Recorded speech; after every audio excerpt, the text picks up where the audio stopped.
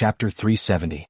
In the afternoon, Mo Jingshan and Mo Xiaoza talked about Shine Group, while Jinwan followed Wanzhu around the Mo home. In the evening, she went to the kitchen with Wanzhu to pick vegetables. The servants of the Mo family were used to the hostess taking the initiative to go to the kitchen. They cleaned up everything in the kitchen and let the two of them work as much as they wanted. After dinner, Jinwan went back to the bedroom. She wanted to wait for Mo Jingshan to come back to have a good talk with him. But after waiting for a long time, he didn't return to the bedroom. It was already 9 o'clock in the evening, so Jinwan had to go to the bathroom to take a shower. Halfway through the shower, she vaguely heard the bedroom door open and close. Her heart paused, knowing that Mo Jingshan had come in. She didn't dawdle, sped up the shower, wrapped herself in a bath towel, and went straight out of the bathroom. As soon as she went out, she saw the man standing neatly dressed in the bedroom. Apparently, he turned his eyes because he heard the sound in the bathroom. When he saw the bath towel on Jinwan, his eyes were cold. "Put on your clothes and then come out." Jinwan, they had been married for so long. Wasn't it normal to come out with a bath towel wrapped around her? She used to be carried into the bathroom after being harshly bullied by him on the bed, and then he carried her out naked. What did she say at that time?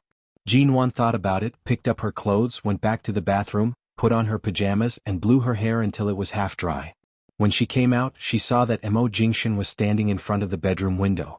Outside the window was a huge balcony. He didn't go out. His slender figure stood by the floor-to-ceiling window. His back was familiar but also strange. She ran her fingers through her half-dry hair and walked over. "Can we have a good talk? It's getting late. Go to sleep. I'll go to the study to deal with some business after taking a shower." Mo Jingshan didn't look at her. When Jinwan approached, he avoided her and turned to the study. Jinwan was silent for a moment and asked, "Aren't you going to sleep?" The man's back was cold and full of alienation. "You sleep on the bed. I'll sleep in the study." His answer was decisive and straightforward, and even the last connection between husband and wife with Jinwan seemed to be severed by him in an instant. The sound of water came from the bathroom. Jinwan was still standing in front of the window. She turned to look at the bathroom and took a long time to calm down before she went to get 2 sets of clothes, walked over and gently knocked on the bathroom door. The sound of water in the bathroom immediately stopped. "What is it?" The man's deep and cold voice came from inside. "You didn't take a change of clothes out. Put it at the door. It's a bit cold in the room. It's better to come out after you're done. I'll bring it in for you." "No need." For a moment, Jinwan heard a hint of decisiveness in his voice. She gritted her teeth. Today she had been provoked by Mo Jingshan. "Are you afraid that you have too many wounds and don't want me to see them, or do you want to keep a distance from me to the point where we can't even be husband and wife?" There was silence in the bathroom and the sound of water continued. Obviously, he had no intention of answering her. Jinwan angrily put his clothes down on the table in front of the door and turned back to the bed.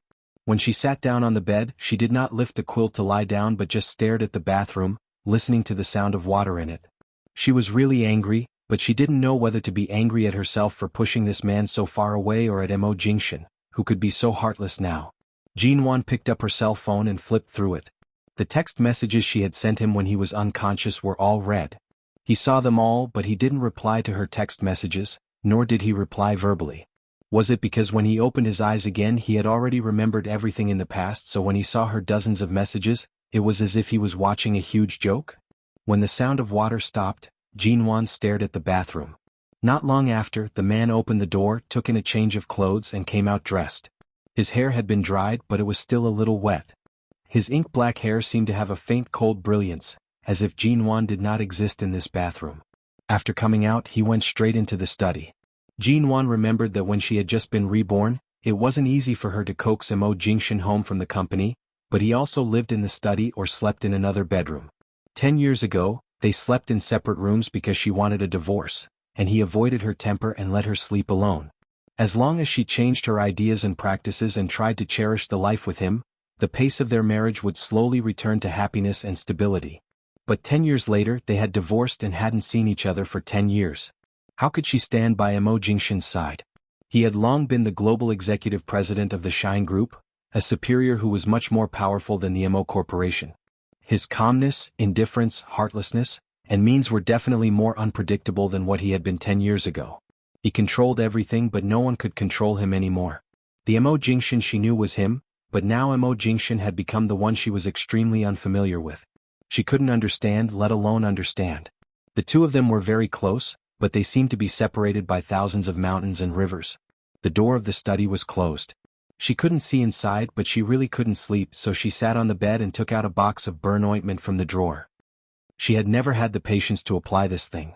The doctor also said that the burn marks on her hands would disappear naturally in a few months. If she insisted on applying this ointment, they would disappear faster.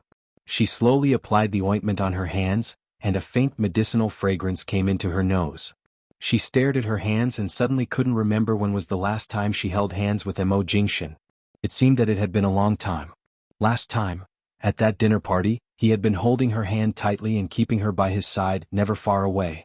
But at this moment, not to mention holding hands, even touching chopsticks made him want to change to a new pair. As if she were a plague. Even when they slept, they didn't sleep in the same room. Jin Wan resisted the throbbing pain in her heart. Considering that Mo Jingxin had just been discharged from the hospital and needed to rest in a comfortable bed more than she did, she got up and sat down on the fabric sofa in the bedroom. After looking at her phone for a while, she looked up at the door of the study, which was closed and quiet. It was like an insurmountable barrier. Chapter 371. For some reason, Jin Wan felt as though everything had returned to the past. She opened her eyes in a daze, watching the person so close to her. After a long while, she gradually woke up. When she raised her eyes again, she saw the man's gaze on her. It was a very, very faint gaze. She did not know how long he had been standing here and how long he had been watching her. "Are you done?" She resisted the urge to lean into his arms at such a close distance and asked sleepily. "Why didn't you sleep on the bed?" The man's low and cold voice was even colder than the night outside the window. Jin Wan woke up again and tugged the thin blanket covering her. She was still curled up on the sofa, but because she had just woken up, her nasal voice was very heavy. "You've just been discharged from the hospital. It shouldn't be comfortable to sleep in the study.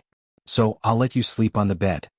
The man silently watched her for a moment and said calmly, "In my upbringing, there's no such thing as a man sleeping on the bed and a woman sleeping on the sofa. Go back to the bed." The first sentence was somewhat distant and polite, but the last sentence was like a command. It was very similar to the Mo Jingxin who usually urged her to eat and sleep. Jin Wan was quiet. She gripped the corner of the blanket, her voice slightly hoarse. "Between us, when did we reach the point where we need to be so polite?" The man's pitch-black and calm eyes watched her quietly. "Otherwise, do you want to sleep on the bed with me? Or do you want something to happen between us tonight? We're husband and wife, aren't we?" Jin Wan directly looked into his eyes.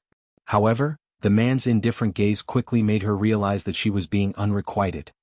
"I'm afraid you haven't found your place." The man's unique cold fragrance was right in front of her, but after saying this, he directly turned and walked away. Finally, the door to the study opened and closed. Jin Wan curled up on the sofa, watching the door and then turning to look at the empty bed. During this period, Mo Jingxin and Jin Wan were like strangers. However, the Mo family gradually exerted pressure on the Su family, causing the Su family to seal off the news. Even Elder Su could not control the invisible net that was being cast on his granddaughter. When Elder Su could no longer bear it and directly came to the Mo family, Mo Jingxin did not avoid him. However, there was a hint of a smile in his dark eyes. This smile was unfathomable. He had always been a person that Elder Su could not understand and deal with. At this moment, he especially felt that Mo Jingxin, who had only woken up after sleeping for 2 whole months, seemed to be even more decisive and ruthless than before. "Shui has already died in that car. This case can't be closed just like that. Do you really want to fight to the death with our Su family?" Elder Su looked at Mo Xiaoza, who had gradually found out the truth, and then at Mo Jingxin. He gritted his teeth and tried to fight for more opportunities for Su Jilan.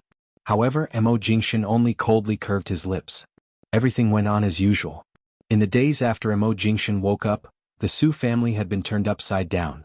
When Elder Su wanted to come again, he could no longer see Mo Jingxin. The Mo family's door and Shine's door had also clearly forbidden the Su family. In the 3 days before returning to High City, the evidence that Su Jilan had hired a hitman to kill Su Jilan was more accurately confirmed. All the medicine Su Shui had taken before her death, all the hospital diagnoses, and all the evidence related to Su Jilan's plan were laid out one by one. In the face of the Mo family's means and evidence, Elder Su was powerless. Su Jilan was grounded in the Su family as a suspect and taken to the police station. All the evidence of the crime was presented one by one. She could not defend herself no matter how hard she tried to find an excuse. Knowing that the real murderer behind the scenes might really be Su Jilan, Su Shui's parents flew into a rage and ran to the police station to expose many things of the Su family, including many things between Su Jilan and Su Shui. Jinwan lost a child. So within a week after Mo Jingshan woke up, the Su family completely changed. Su Jilan was convicted. Elder Su was so angry that he fell into a coma and was sent to the hospital for emergency treatment. Su Shui was finally able to leave the Forensic Institute and was taken home by her parents to be buried. Mo Jingshan's swift and decisive actions, as well as his precise judgment and means, made Mo Xiaozi feel ashamed of his inferiority. He asked him several times when he would come back to take over Shine. In the past, Mo Jingshan would never answer this question. Before returning to High City, Mo Jingshan watched Jinwan get into the car and said after a long time, "Don't touch my people. In 2 years the Mo Corporation will merge with Shine, and 2 years later I will take over Shine." Mo Xiaozi raised his eyebrows and looked at him abruptly. "Are you sure?" Mo Jingshan's cold voice gradually became full of sarcasm.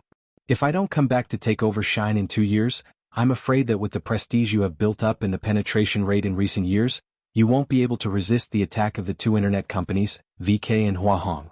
Give me 2 years and they will collapse in front of the Mo Corporation. They won't even be qualified to compete with Shine."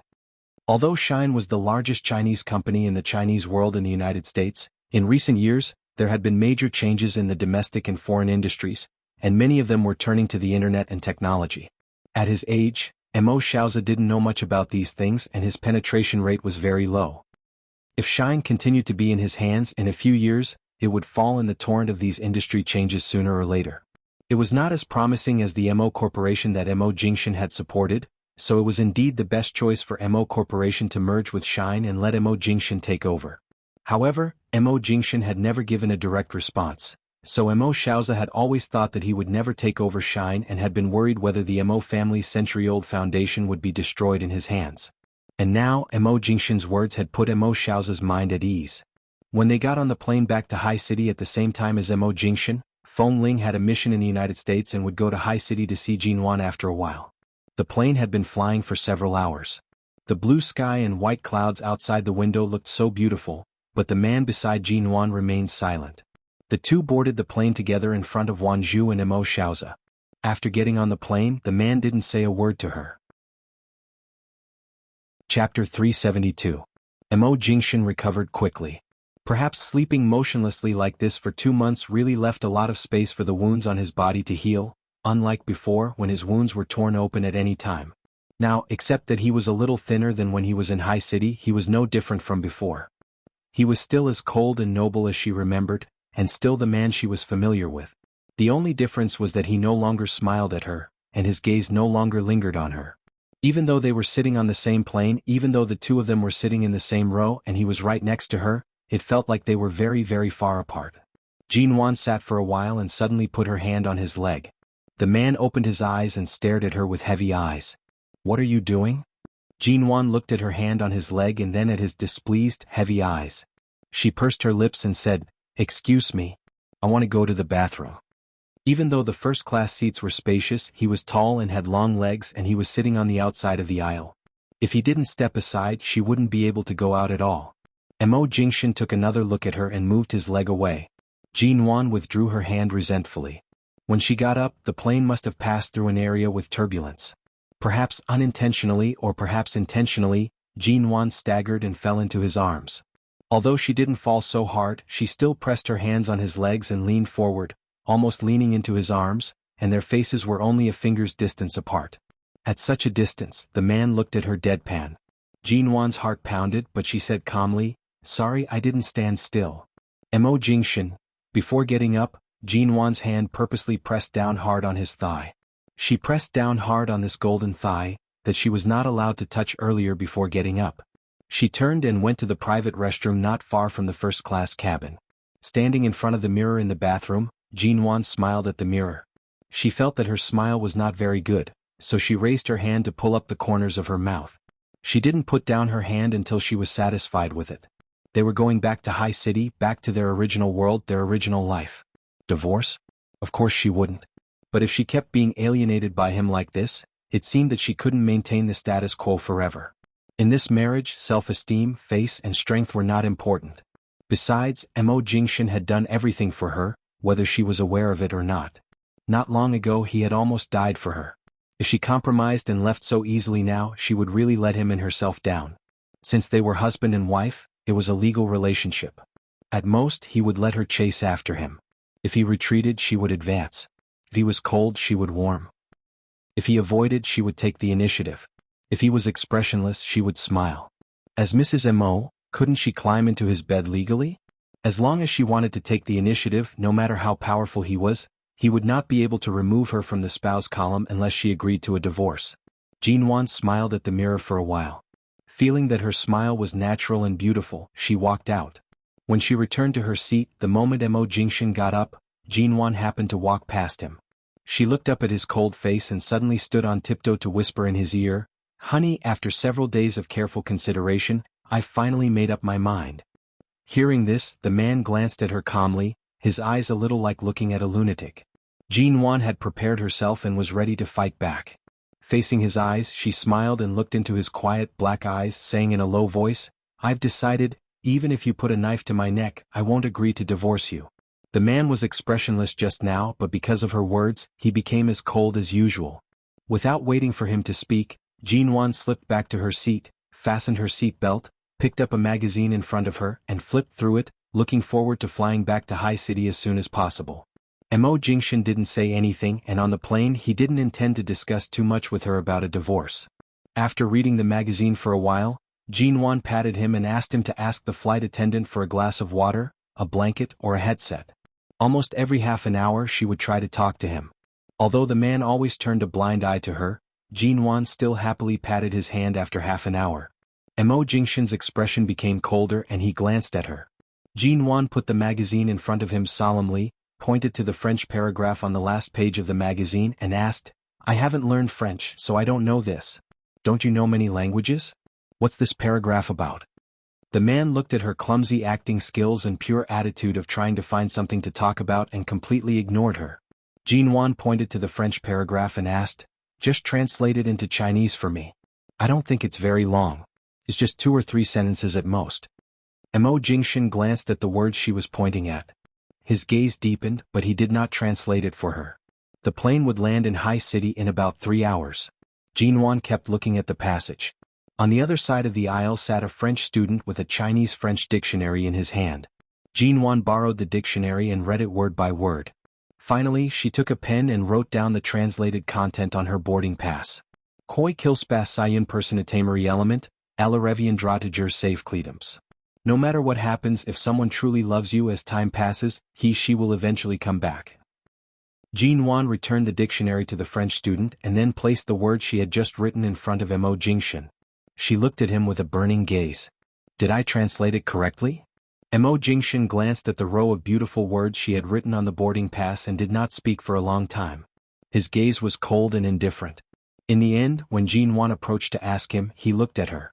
His gaze was as sharp as a knife, enough to cut her. His tone was indifferent. There are many ways to interpret French. People who think they're passionate will usually translate a simple sentence into something extremely romantic. In short, it's all because they're passionate. Chapter 373. High City. It had only been a few short months, but it felt like half a lifetime ago. As soon as he returned, Mo Jingshan went straight to the Mo Corporation. He did not even return to the U Garden, nor did he ask about Jinwan. Jinwan returned to the U Garden to tidy up and planned to go to the Ji home. Before returning, she learned that Ji Hongwen had been discharged.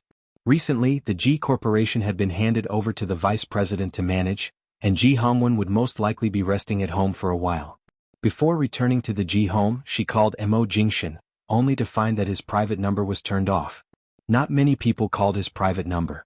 Even if grandfather Mo wanted to call him, he would usually call his work number, office phone, or directly call the U Garden's landline. This number was usually used to contact her. She called Shinmu, only to learn that Mo Jingshan went straight to the conference room after going to the company. He had not returned for a long time, and there were many problems waiting for him to deal with. Jinwan did not receive Mo Jingshan's call the entire afternoon.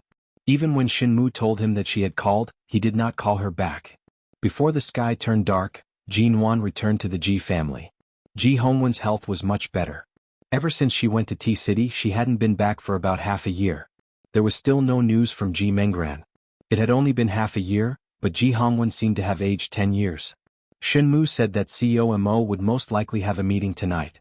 It was uncertain if it would end before noon tomorrow, so she did not plan to return tonight and simply stayed at the Ji home to accompany Ji Hongwen. Shen Haru had already been chased away. It was said that not long after she was chased away, she was picked up by Sheng Yihan. As expected, this pair of mother and son had not truly severed their mother-son relationship after so many years. Ji Hongwen still needed to rest for a while. Jinwan found that he would watch the aviation news before going to bed.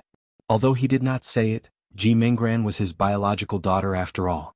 She had been missing for so long without any news, and it had not been confirmed that she had really died. He had always been worried about her.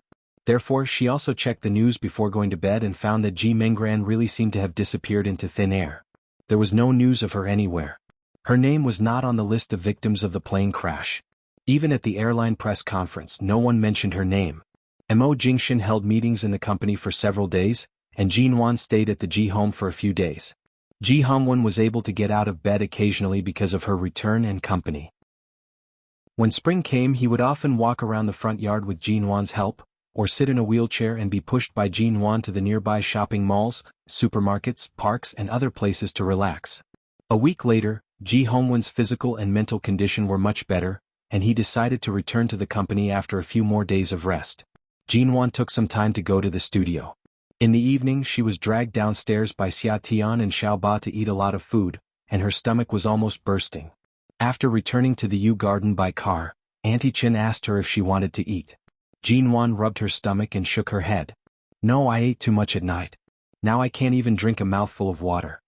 Auntie Chen smiled and asked her to take advantage of the good weather tonight to take a stroll in the Yu Garden to digest.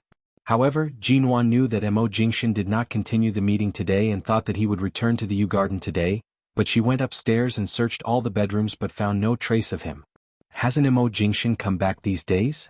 Jinwan asked. "No. He hasn't come back these days when I'm not here?" No. It had been a week since he returned to High City. He could attend meetings and work overtime, but since there was no meeting today he didn't even plan to return to the Yu Garden? Was he trying to avoid the opportunity to meet her? Jinwan thought about it. Although she didn't know if he was really busy, and she was not the kind of person who was particularly used to calling often, she still picked up her cell phone and called Mo Jingshan. His private number was still turned off. She dialed the number of his studio. The phone rang for a long time but no one answered. But now it was time to get off work, and Jinwan couldn't disturb Shinmu at this time.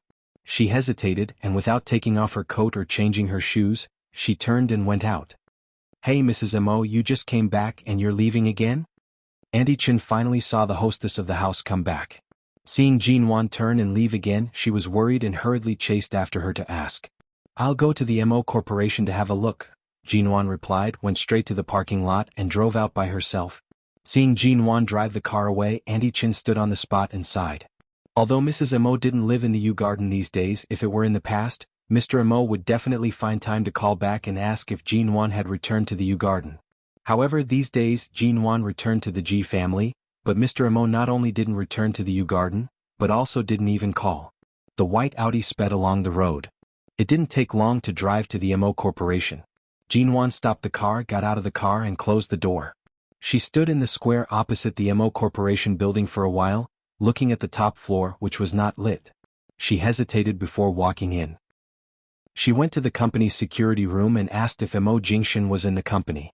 The security guard knew Jinwan and knew that she was Mrs. Mo, so he answered truthfully, "CEO Mo is not in the company." "Not in the company? Then where did he go? I saw his car was still there." Jinwan glanced at the familiar black ghost in the parking lot. CEO Mo has been in meetings for several days in a row, and it's rare for him to take a break today. He planned to live in the office break room, but some time ago the office glass on each floor of the company was reinforced, and some simple new decoration was carried out. There may be some smell of solidified glue, so CEO Mo didn't live here. "Okay, thank you." Jinwan didn't ask more, turned to walk down the steps, and then looked in the direction of Aolan International, which was not far from the Mo Corporation. As far as she knew, apart from the Yu Garden, the only place where he lived was Aolan International. If he didn't drive, only Aolan International was the nearest place. She didn't continue driving. Instead, she turned around and walked in that direction. When she crossed the road, her eyes fell on the fruit store across the road. She then glanced at the supermarket below the apartment building and went in to buy some fruits and ingredients. When she was buying ingredients in the supermarket, she handed over the money to the shop owner. The shop owner clearly remembered her. After all, Mo Jingshan had come here with her. At that time he bought some onions, ginger and garlic and handed a black card to the proprietress. After shopping, Jinwan entered the apartment, entered the elevator and went upstairs. When she arrived at the floor where Mo Jingshan lived, as soon as she walked out, she saw that the door of the apartment was closed. Although she knew the password and could unlock the door with her fingerprint, she still raised her hand and rang the doorbell. Chapter 374. The man was damp, handsome and clean. It seemed that the coldness of these days had faded away in an instant. His hair was half wet, and his eyes were calm and he seemed to have become the old Mo Jingshan again. However, the moment he saw that the person standing outside the door was her, his eyes turned cold. "What are you doing here?" Obviously, he had been busy in the company for several days and held meetings for several days. He should have just returned to Aolan International to rest. There was more or less some fatigue in his eyes, but the coldness in his black eyes was as cold as ever. Andy Chin said you haven't been back to the U Garden these days. I know you haven't been back to the company for a long time and have a lot of things to deal with. You must be busy and tired these days. Just now, I passed by your company and heard that you had left, so I guessed you should be here, so I bought some food and necessities. You must have come back in a hurry and didn't buy them. Jinwan said and showed him the shopping bag in her hand. Mo Jingshan's eyes swept over her face indifferently. Because of her passing by, he seemed to be a little sarcastic, but he didn't expose her. "Can I come in?" The man was silent for 2 seconds and said coldly, "If I say no, will you leave now?" "Of course I won't leave." Then she saw the man's slightly mocking expression, and then he turned and walked in. Although he left the door open for her, he didn't mean to welcome her. At the moment he turned around, Jinwan finally saw the wounds on his back. Although the wounds had already healed, there were still scars left behind, regardless of whether it was light or heavy. She didn't know how long it would take for these wounds and scars to disappear, but each of them had left an indelible mark in Jinwan's life. No matter how he treated her now, he was Mo Jingshan, her Mo Jingshan. How could she give up so easily, and how could she escape because of these little setbacks? Jinwan went straight into the door. Nothing in Aolan International had changed. That's right. She hadn't lived here for so long and he hadn't come back either. Usually, there wouldn't be any changes except that someone would come and clean the place.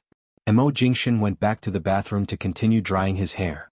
Jinwan took the things she bought into the kitchen, and when she came out, Mo Jingshan had entered the bedroom.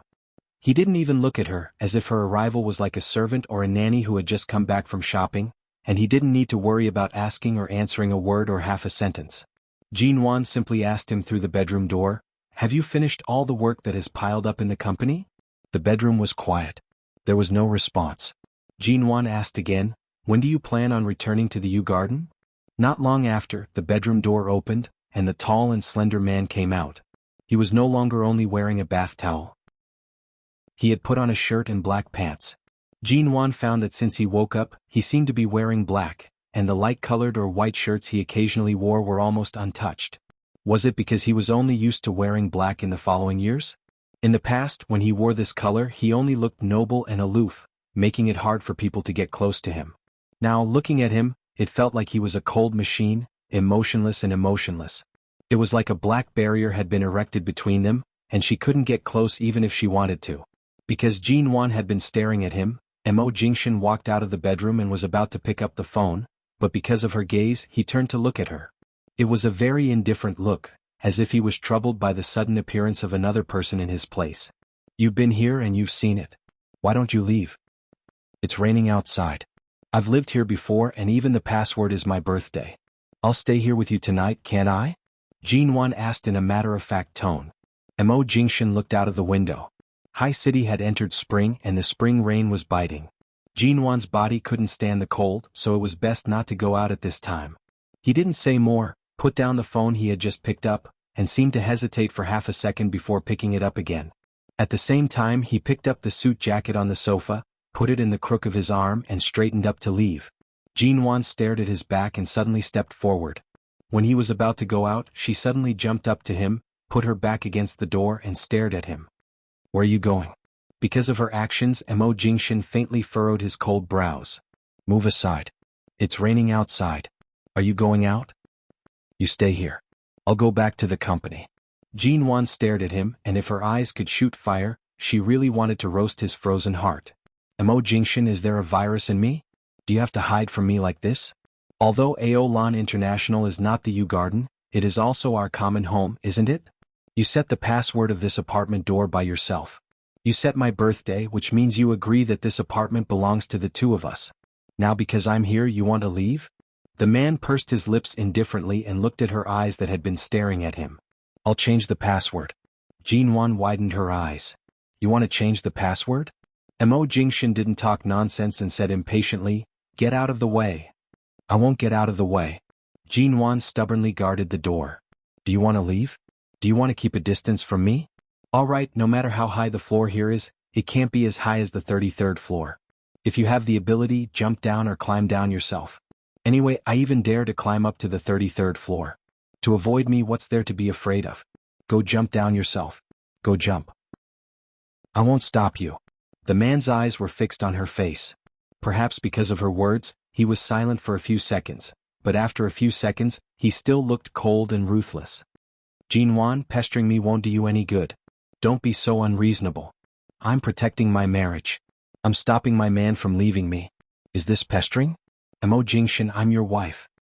Soon I won't be, he said indifferently. I've been too busy to deal with your problem these days. Now that you've come to find me, I'll go back to the company tomorrow morning and bring the divorce agreement to you. Remember to sign it. Jin Wan looked at him and said clearly, I won't divorce you. Never. Chapter 375. You know that I wasn't completely in charge of that incident. You also know that I was under the influence of drugs and my mental state wasn't very good. You also know that Ji Menggran was behind it. You know everything. Jin Wan was not irritated by his words at all. Instead, she stared at his black eyes more seriously and said firmly, I didn't do anything evil or against my principles except that I tried to divorce you and did some unreasonable things that really made you angry. There's no reason for me to be rejected by you like this. No matter in the past or now, I'm your wife. Mo Jingshan. I won't agree to divorce you. She stood in front of the door and had no intention of moving away. Mo Jingshan looked at her silently for a moment and didn't want to waste any more time with her. He turned around and threw his suit jacket back on the sofa. The rain was still falling outside the window. The pitter-patter of rain made this place even quieter. Life can't be repeated. You just have to treat everything that happened in the past 10 months as a dream. It's better for us to return to the beginning. He didn't want to argue with her, but he also didn't want to talk too much nonsense with her. How could it be a dream? The man I love is right in front of me. It hurts when you're hurt. It hurts when I pinch myself. You're right here. You're not a dream and neither am I. Jin Wan looked at his cold and resolute back. You're you, my husband. The man I love. You'd better agree to divorce. If you're afraid that the Ji family will go bankrupt and that your studio can't afford your unknown life, I can transfer half of Mo Corporation's shares to your name, even if... He paused. The Mo Jingshan of the past 10 months is the last gift I gave you. He said these words with his back to her. Jin Wan couldn't see his expression but could only hear the indifference and heartlessness in his tone. The Mo Jingshan of the past 10 months. Look how cleanly he brushed himself off. He spoke as if this person was not himself. It was too painful, really. Jin Wan raised her finger and gently rubbed the corner of her eyes. She couldn't tell whether she was angry or sad. She pulled herself together and said, I definitely won't divorce. It's already so late and I don't want to keep talking about this topic. I'm hungry. You haven't eaten since you came from the company, right? Let's eat, shall we? You eat by yourself, I'm not hungry. How could I not be hungry? You've always been so busy in the company that you forget to eat and sleep. You can't even avoid eating just because I'm here, right? I just bought some ingredients and fruits from the small supermarket downstairs. Since it's raining outside and we can't go out, why don't we cook something simple at home? The man unbuttoned the cuffs of his shirt. His back was still facing her and he didn't even look at her. Up to you. With that, he went straight to the study. Seeing him close the door of the study, Jin Wan pursed her lips and stood in the living room looking at the door. She had brought all sorts of ingredients here, perhaps subconsciously thinking that Mo Jingshan would cook for her. But now, it seemed that he could only cook for her in his dreams if she wanted him to cook for her again. What had gotten into her head that he would roll up his sleeves and go into the kitchen? Perhaps life hadn't given her enough blows to face the cruel reality, so she still had fantasies. But fortunately he didn't leave and didn't really leave her here alone. She had to be content. Jean Wan comforted herself and then went into the kitchen alone. She washed her hands, washed the vegetables and prepared to cook. She wouldn't starve to death if she couldn't eat the dinner Mo Jingshan made himself. Although her cooking was much worse than his, she could eat. When she was in Cambodia, the little brothers of 11 Base all enjoyed the food she made. It didn't take long for Jean Wan to cook 2 bowls of noodles. After all, it was getting late and it would be a waste of time to cook other dishes. Cooking noodles was the fastest. After cooking, she put the chopped green onions, coriander, eggs and other seasonings on one of the bowls into a lovely heart shape, and then went to the study with the heart-shaped bowl. She gently knocked on the door twice and went in. Mo Jingshan was reading company documents. Jean Wan didn't disturb him. She walked over and put the bowl more than 20 centimeters away from his hand, then turned to look at his cold and silent profile while he was busy working and whispered, "I cooked noodles. Have some." The man didn't respond, but she knew he heard her. She didn't say anything more, turned to go out and gently closed the door of the study. No one accompanied her. At worst she would eat alone. Jean Wan quickly ate up her bowl of noodles, then took the initiative to clean up the kitchen, the refrigerator, and cut some fruit to eat. She cut the other half of the fruit and put it on another plate, planning to give it to Mo Jingshan when he came out. After all, it was not convenient to go in and disturb him. After taking a shower, Jean Wan went to find a book to read. The man still didn't come out of the study, so she quietly read on the sofa in the living room. She seemed to have lived such a peaceful life before in Aolan International in the U Garden in T-City not long ago. 1 life, 2 people, 3 meals for seasons. In fact, this simplest and most ordinary life was the greatest happiness. The sky gradually darkened and the rain outside stopped. There was not much rain in spring, but tonight's rain could be considered to have cooperated with Jean Wan. It continued to rain when needed, and even in the dead of night, it became quiet, no longer making people's heads hurt. It was already past 12 o'clock at night. The lights in the living room were turned off, and there was only a floor lamp by the sofa. A light fell on her from the top of her head. Jean Wan turned the page of the book in her hand and turned to look at the door of the study. The dinner was sent in at 8 o'clock. It should be reasonable for her to go in and take the bowl at this time. It shouldn't be a bother, right? She put down the book, got up from the sofa, went to the door of the study and listened to the movement inside. She didn't know if Mo Jingshan had finished his work and was resting in the study, or he was still busy.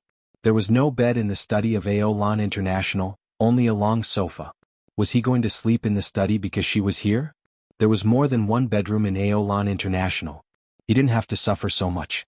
Jean Wan gently pushed the door open and saw that the light in the study was still on. The man who had been reading the documents of the company was still reading the documents in front of the computer and didn't pay attention to the sound of the study door being pushed open by her again. "Why aren't you sleeping?" Jean Wan asked in a low voice.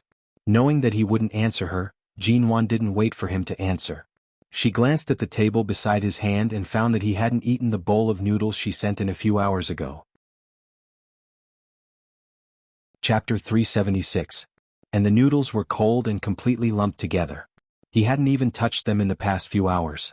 Jean Wan suspected that he didn't even look at the bowl of noodles she brought in, let alone touch it or eat it. Even if he was hungry, he didn't intend to eat the food she made? Was it really so hard to cross the gap of 10 years between them? Jean Wan didn't speak but just looked at the man's back. She abruptly walked over, picked up the bowl of cold noodles, and turned to leave without saying a word. However, when she walked out of the study, she didn't control her strength, and the door of the study was slammed shut with a loud bang. The hand of the man in the study paused on the mouse for a moment. Then, without a trace, he continued with his previous work. Just 10 minutes later, the man got up and walked out of the study just because he heard the sound of food. When he opened the door, he saw that Jean Wan had put the bowl of cold and lumped noodles on the coffee table. She sat on the sofa, holding a pair of chopsticks and lowering her head to eat seriously. "What are you doing?" This was probably the first time Mo Jingshan had taken the initiative to speak to her since he woke up from his 2-month sleep. But there was still no warmth in his voice. Jean Wan silently ate the bowl of cold and now quite unpalatable noodles. She ignored him and continued to pick up the noodles that could no longer be connected and stuffed them into her mouth. Mo Jingshan looked at her darkly, walked over, and moved the bowl of noodles away from her eyes. "The noodles are cold. What else do you want to eat? Are you deliberately making things difficult for your stomach? Jean Wan's expression was indifferent. She raised her hand to wipe the soup stains on the corner of her mouth and looked up at him. Even if you don't eat, your stomach is fine. I just ate a few bites of cold noodles. What can I do? Am I so fragile? I cooked the food you don't want to eat. If you don't want to eat it, I'll eat it myself. The man looked at her with almost incomprehensible eyes. Seeing Jean Wan's firm expression, he frowned coldly, threw away the bowl of noodles and didn't let her eat any more. The noodles were gone, but Jean Wan didn't say much. She put the chopsticks on the coffee table and sat on the sofa watching the man throw the empty bowl on the table. Mo Jingshin, are you afraid that I'll have a stomachache from eating something cold? Are you feeling sorry for me? She asked.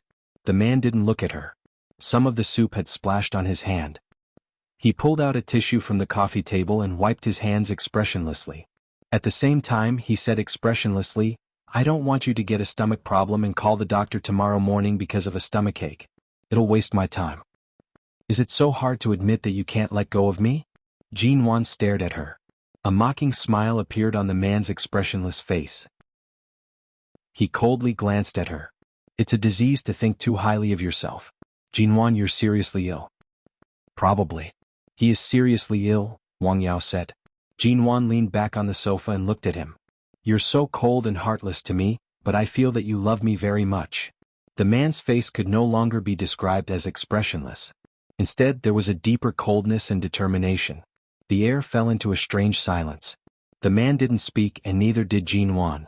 There was a gust of wind blowing outside the window. As the wind blew past the window, the sound of the wind could be heard, blowing away this unusual silence. It's 1 a.m. He didn't look at her. He said softly and indifferently, turn off the lights and go back to the bedroom to sleep. If she listened carefully, she could hear the coldness of ice shards falling to the ground from his words that sounded like he was concerned about her. This man was really, Jean Wan couldn't help but wonder if he would be overjoyed when he heard the news when she was framed and thrown into prison after 10 years of wandering, instead of suddenly appearing in prison the moment she vomited blood and died, as she had once dreamed. Perhaps a dream was really just a dream. His attitude seemed to be that he hated her to the bone. He hadn't appeared for 10 years. How could he have any extra thoughts about her life and death? He was just someone unrelated to her. Just like right now, she seemed to be someone unrelated to him. When will you sleep? Jean Wan leaned against the sofa and didn't move. Mo Jingshin said indifferently without raising his eyes, I'll rest when I want to sleep. You don't need to worry about this. But I want you to sleep with me in your arms. Jean Wan looked at his face and said sincerely, like before. Mo Jingshin frowned and turned to look at her coldly. Now you even take the initiative to humiliate yourself? Jean Wan looked at his face under the dim light of the floor lamp and said frankly and sincerely, you always like to sleep with me in your arms? The man's smile was cold. He indifferently curved his lips, but his smile didn't reach his eyes. That's the Mo Jingshin from 10 months ago, not me. Jean Wan abruptly got up and walked toward him. The dark night always gave people inexplicably courage. She wanted to hug him or let him hug her. Since he woke up, he didn't even want to touch her hand, let alone be hugged. Maybe if she hugged him, he would be moved. If she hugged him, he would come back and he wouldn't be like this again. However, before she approached, Mo Jingshin didn't speak. As if he had seen through her purpose, he turned away when her hand was about to touch him and entered the study without looking back. The light from the only floor lamp in the living room lengthened her shadow and cast a long shadow on the ground. Jean Wan looked at the door of the study that was closed again and stood there for a while. Then she felt a gradual pain in her stomach. Mo Jingshin did know her well. She was a person who could endure any disaster and survive. However, a small cold, a small fever, or even a period could make her suffer just because she ate something cold. The bowl of noodles just now was cold and sticky. She really shouldn't have eaten it. She raised her hand to cover her stomach. After standing for a while, she couldn't stand it anymore. She turned back to the sofa and sat down. She curled up on the sofa and covered her increasingly painful stomach with her hand. The door of the study was closed and there was no sound. The living room was also so quiet that it felt a little lonely. Jean Wan endured the pain in her stomach and raised her eyes. The tears that were forced back into her eyes blurred her vision. Looking at the light of the floor lamp, she curled up on the sofa uncomfortably. It hurt, but she asked for it. When she ate those noodles just now, she didn't know if she was a little irrational and masochistic. Would his heart ache? The truth was, he didn't intend to care about her. He personally spoiled her into such a delicate little princess, but in the end, he cruelly pushed her back into the cold cage and ignored her. Chapter 377. As time went by, Jean Wan's tightly curled body on the sofa gradually relaxed, but her hand was still covering her stomach. Unknowingly, she fell asleep in the torment and waiting. She slept very soundly, but she also had a series of dreams. When Jean Wan turned over and felt the weight of the quilt on her body, she opened her eyes, looked down at the quilt, and found that she was lying on the bed in the bedroom. Didn't she lie on the sofa last night because of a stomachache? Didn't she fall asleep on the sofa just like that? How did she end up in the bed? Jean Wan sat up, looked down, and saw that she was still wearing the same clothes as last night. Did Mo Jingshan carry her in? As soon as this idea came to her mind, Jean Wan's heart leaped with joy. She lifted the quilt, got up, and hurried out of the bedroom. However, as soon as she walked out, she saw a strange ant cleaning the room of Aolan International. When she turned to see Jean Wan with sleepy eyes, she smiled politely at her. "You're awake." Jean Wan was no longer surprised that someone would come in to clean here. She smiled politely at the ant, looked in the direction of the study and asked, "Is Mr. Mo still here?" "Mr. Mo left after 6 o'clock. The ant wiped the coffee table with a clean rag and said, "I came at 6 o'clock and saw you sleeping on the sofa without even covering yourself with the quilt, so I helped you into the bedroom to sleep. Mr. Mo left very early. You should be in the company now." The little flame that had just risen in Jean Wan's heart was instantly extinguished as if a basin of cold water had been poured over it. "You helped me into the bedroom?" Jean Wan fixed her eyes on the ant. The ant was still wiping the coffee table and the surrounding table pillars. She didn't look at Jean Wan and said seriously while wiping, "Yes, it's still a little cold indoors in spring. I thought you might catch a cold if you slept like this, so I helped you in." Jean Wan didn't speak anymore, turned to the study, opened the door and walked in. She saw that the computer, books and other things in the study had been tidied up by the ant, and there was no trace of Mo Jingshan's work last night. It seemed that she was the only one here last night and no one else had existed.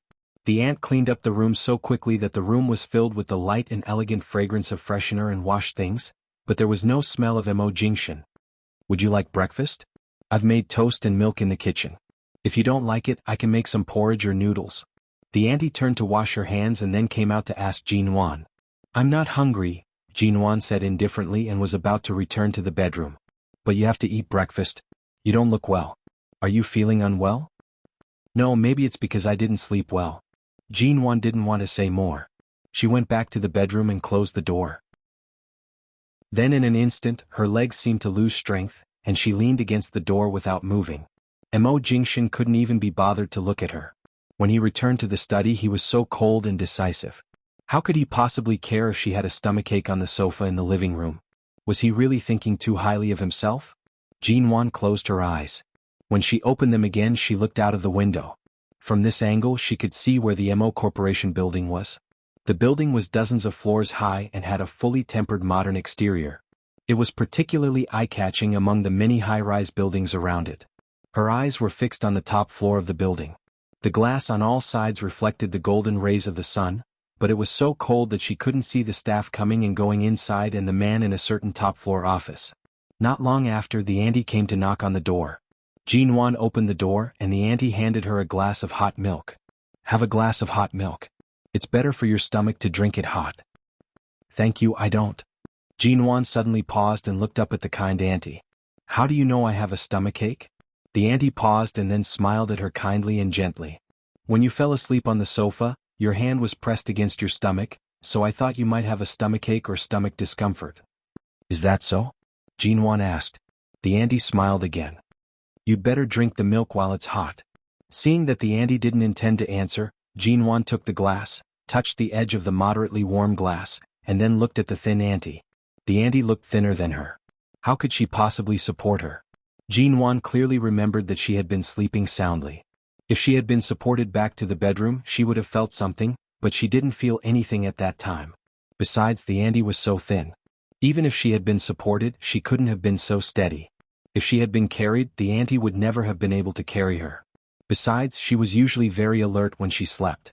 Unless the person holding her was Mo Jingshan, she would habitually feel safe and wouldn't suddenly wake up. The apartment in Aolan International was so large that the distance from the sofa in the living room to the bedroom was not close. During the period when she was taken into the bedroom, if the auntie had supported her, how could she not have felt anything? Jinwan put the glass to her mouth, slowly took a sip and then looked at the auntie again. Seeing that the auntie didn't look at her for too long, she smiled and turned back to do her work. Jinwan stood by the door, drank the milk, looked at the sofa and then looked back at the bed in the bedroom. The period after returning to High City was the busiest. Not only was Mo Jingshan busy, but Jinwan was also very busy. With the steady and gradual rise of the domestic real estate industry in the past 6 months, her studio had become the hottest cooperation target of many real estate companies. For a long time, Jinwan had to travel all over the country to acquire potential land in other cities or to expand the studio's other business projects, including some projects related to the tourism industry. The income was indeed considerable, and Jinwan's figure appeared in the domestic financial news again and again. For 2 whole months she didn't stay in High City much. When she came back to rest for a day or two, she had to attend meetings in the studio or receive tenders and managers of certain real estate companies. Occasionally she would take a few hours to go back to the U Garden or AO Lawn International, but she didn't see Mo Jingshan. Chapter 378. Jinwan knew that this was an achievement that Mo Jingshan could have achieved 10 years ago, but for Mo Jingshan 10 years later, everything was within his reach. Jinwan's studio was also becoming more and more mature. She gradually had to deal with some more high-end partners and occasionally had to fly to Hong Kong, Japan and other places. She was very busy. And in the next month, Jinwan lingered in the company of her partner in the United States for a contract worth $300 million. This time only she and Xia Tian were in the United States. Every day they were busy with work and meeting the superiors and leaders of the business partners. They could hardly leave the company and the hotel. During this period, when she had time, she would call the U Garden and ask if Mo Jingshan had gone back to live recently. The answer was no. The password of AO Lawn International was still her birthday and hadn't been changed. Every time she went back, Mo Jingshan didn't go back to live. When she was very busy, Jinwan would only send a text message to Mo Jingshan before going to bed, telling him what contracts she had signed today or what problems she had faced today. Mo Jingshan's text messages were changed to no longer have a receipt system, which meant that whether he saw them or not, Jinwan would no longer be marked as read or unread. So Jinwan didn't know whether he saw what she occasionally wanted to say to him or not. But he didn't reply to any of her text messages. As for calling Mo Jingshan, she had indeed called him. In the first busy month, when she finally found time to rest, she called him to talk to him. The first few times the call went through, but the man was still cold and distant. No matter what she said, he would just say a few words and hang up the phone. Or he would directly ask her on the phone when she would come back to sign the divorce agreement and tell her not to waste any more time with him. Every time she called him, she was half frozen to death and then died. Jinwan didn't want to hear him mention the divorce again, so she simply stopped calling him and changed to text messages. But he really didn't reply. It was really terrible for a man who was deeply in love to suddenly be heartless. Such a busy work lasted for more than 3 months. High City spring had long passed and summer had come. Not long ago, Shine in the United States held several shareholder meetings and released a piece of news that Shine Group would begin to expand into the internet field in China and set up an internet company in High City. It would be temporarily incorporated into the merged Shine Mo Corporation and would be fully managed by Mo Jingshan. Shine in the United States would send a project leader to assist in the management of the new company. Mo Jingshan became busier. Even when Jinwan finally returned to a stable pace of life and was no longer so busy, she could hardly see him. He was either in the company or on a business trip. He was traveling around the world, but he was not in her sight. It was as if he was very far away from her world. Jinwan had taken some time to chat with Shinmu. Shinmu said that CEO Mo was really busier than ever. In fact, there were many times when he could find time to rest, but he was like a cold machine, indifferent to everything and almost treating the company as his home. Sometimes he was so busy that he didn't even have time to eat. Often, when everyone got off work and went to rest, he was still busy with meetings with other foreign partners. When everyone went to work in the morning, they would often find that CEO Mo hadn't slept all night. No one knew why CEO Mo was forcing himself to be so busy now. Shinmu couldn't understand it either, but the company was indeed developing at a terrible speed. Jinwan really couldn't find Mo Jingshan. This feeling was as if she was in China and he was also in China. It was not like the past when he went to the United States and ignored her for 10 years. But now, the pace of their lives seemed to have returned to that life that had nothing to do with each other. She didn't agree to divorce him, nor did she sign the divorce agreement. He was her husband, but she couldn't even see him. Jinwan knew that he was too busy these days, so she didn't bother him. No matter how busy he was, he couldn't be busy for a lifetime. She had the patience to wait for him. Monwan's studio. A stack of documents was placed on the desk. Jinwan glanced at the contents on the page, then lowered her head to read other documents without saying a word. "Why are you so gloomy recently?" Xia Tian, who was at the desk, pushed the documents aside, leaned against the desk, lowered her head to approach her, and asked her, "Really? Maybe I'm too tired. Why don't you try going on business trips for several months?" Jinwan turned another page and said indifferently, "I just came back to rest for a few days. I guess I haven't adjusted my state of mind yet." "I think you've been short of a man's nourishment for too long." Xia Tian sneered. "I find that since you came back from the United States with Mo Jingshan, you two seem to have little contact. He's busy and you're busy. But why hasn't he come to pick you up recently when you rarely have a break? I heard from Xiaoba that Mo Jingshan used to pick you up often. You said he's busy and I'm busy. How can he have time to pick me up?" Jinwan didn't even lift her eyelids. "Is that so?" Xia Tian raised her eyebrows and said, "Don't keep it to yourself. Is there something wrong with your relationship?" Jinwan, who had just picked up the pen to sign at the bottom of the document, suddenly paused, and the last tick of her name was suddenly lengthened. She stared at her messed-up name and paused for a long time. Then she silently put down the pen, threw the document back on the desk, and looked up at Xia Tian. "Do you want to have a drink with me when you have time?" Xia Tian's eyelids twitched, and she waved her hand with a look of disgust. "Forget about drinking. With your alcohol tolerance, drinking with you is like sending you into a pit of fire. I won't cause this kind of trouble. If you want a drink, I will definitely not accompany you." "Jinwan, I've been a good drinker recently and I've drunk a little in the last few social engagements. Although it's not much, it's much better than before." "Didn't Xiaoba secretly change your wine to fruit wine every time you went to a social engagement? You should thank the heavens that you have such a considerate little assistant who's afraid that you'll be taken advantage of. Right now, many of the business partners in our studio have been drooling over you for a long time. If they didn't know you were Mo Jingshan's wife, their claws would have long been on you. It's just that these people don't dare to offend the Mo family. Do you really think the wine you usually drink at social engagements is low in alcohol content? It's all because Xiaoba changed it for you to protect you." Chapter 379. How come I don't see anyone coveting me? Jinwan raised her eyebrows. "When I went to dinner with you several times, I saw someone asking for your phone number. Pa, isn't it because they know you have Mo Jingshan backing you up? Even if they wanted to poach you, they wouldn't dare to. Thus, they settled for the next best thing, hoping to develop some ambiguous relationship with me. TSK, these people don't even think about it. Am I that kind of person?" Jinwan squinted at her. "Aren't you that kind of person? Last time, who was the one who drank too much and was carried to a hotel by a male classmate during a gathering with her old classmates. Then she was discovered by her criminal police boyfriend. The two of them quarreled until now and haven't reconciled yet, right? Xia Tian, nothing to say? Do you think everyone doesn't know your way of life? Although your temperament is simple and straightforward, and you're very loyal to your relationship, you give others the feeling that you're particularly unreliable and casual when it comes to relationships. You're also stubborn and don't like to explain. If there's a misunderstanding, you just hold it in. You're crazy. Tell me how many people can stand you." "I can't stand that stone anymore. He is smelly and hard. No wonder he came from a rich family to become a criminal police officer. He should have been an old cadre in the 1980s. Why does he have to control me all the time? Let's have a Cold War. At worst, we can just break up. I don't want to serve you anymore." "Jinwan, haha.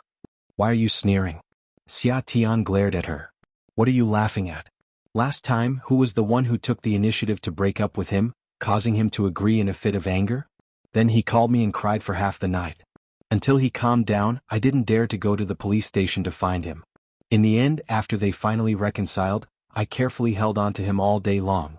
The only thing missing was calling him uncle every day. Who was that? Now you want to break up with him? How on earth can he stand you with such a bad temper?" Xia Tian picked up the documents on the table and threw them hard on the table. "Jinwan, let's break up." "Well, take care. I won't see you out." Xia Tian snorted but didn't leave. She leaned on her desk, cupped her face in her hands and put on a cute expression. "Honey, I don't want to drink. If you are in a bad mood, I'll go shopping with you, okay? The corner of Jinwan's lips twitched. Just use your winking skills on your boyfriend. Can you not harm me like this? If you have the time to act cute, you might as well have a good chat with him. Xia Tian refused to have a heart-to-heart talk with a certain someone. The smile on her face disappeared and she looked at Jinwan seriously. Are you going to accompany me shopping or not? What do you want to buy? Jinwan furrowed her brows and pushed her arm. Move aside, you're pressing against my documents. Xia Tian crossed her legs and swung them in the air. It's been too hot recently. My shoes are not comfortable to wear. I'm going to change into a new pair of shoes. As she spoke, she lowered her head to glance at Jinwan's feet. The shoes you're wearing today are rubbing against your feet. Don't you know that? The skin on your ankles has turned red. Don't you feel any pain? Hearing this, Jinwan lowered her head to take a look. When she came to the studio in the morning, she drove and didn't walk much. Later, when she had a meeting, she walked back and forth in the corridor of the studio for a while and did feel a little pain. However, Xiaoba had something to talk to her about, and they went to the meeting room while talking, so Jinwan didn't take it too seriously. Later, when she returned to the office, she had been sitting here, and the pain had lessened a lot. Reminded by Xia Tian, Jinwan moved her feet. It does hurt a little. Xia Tian patted her desk. Then let's go shopping and buy shoes together. After the meeting with the partners at 1 p.m., we can get off work early at 3 p.m. Let's go downtown together?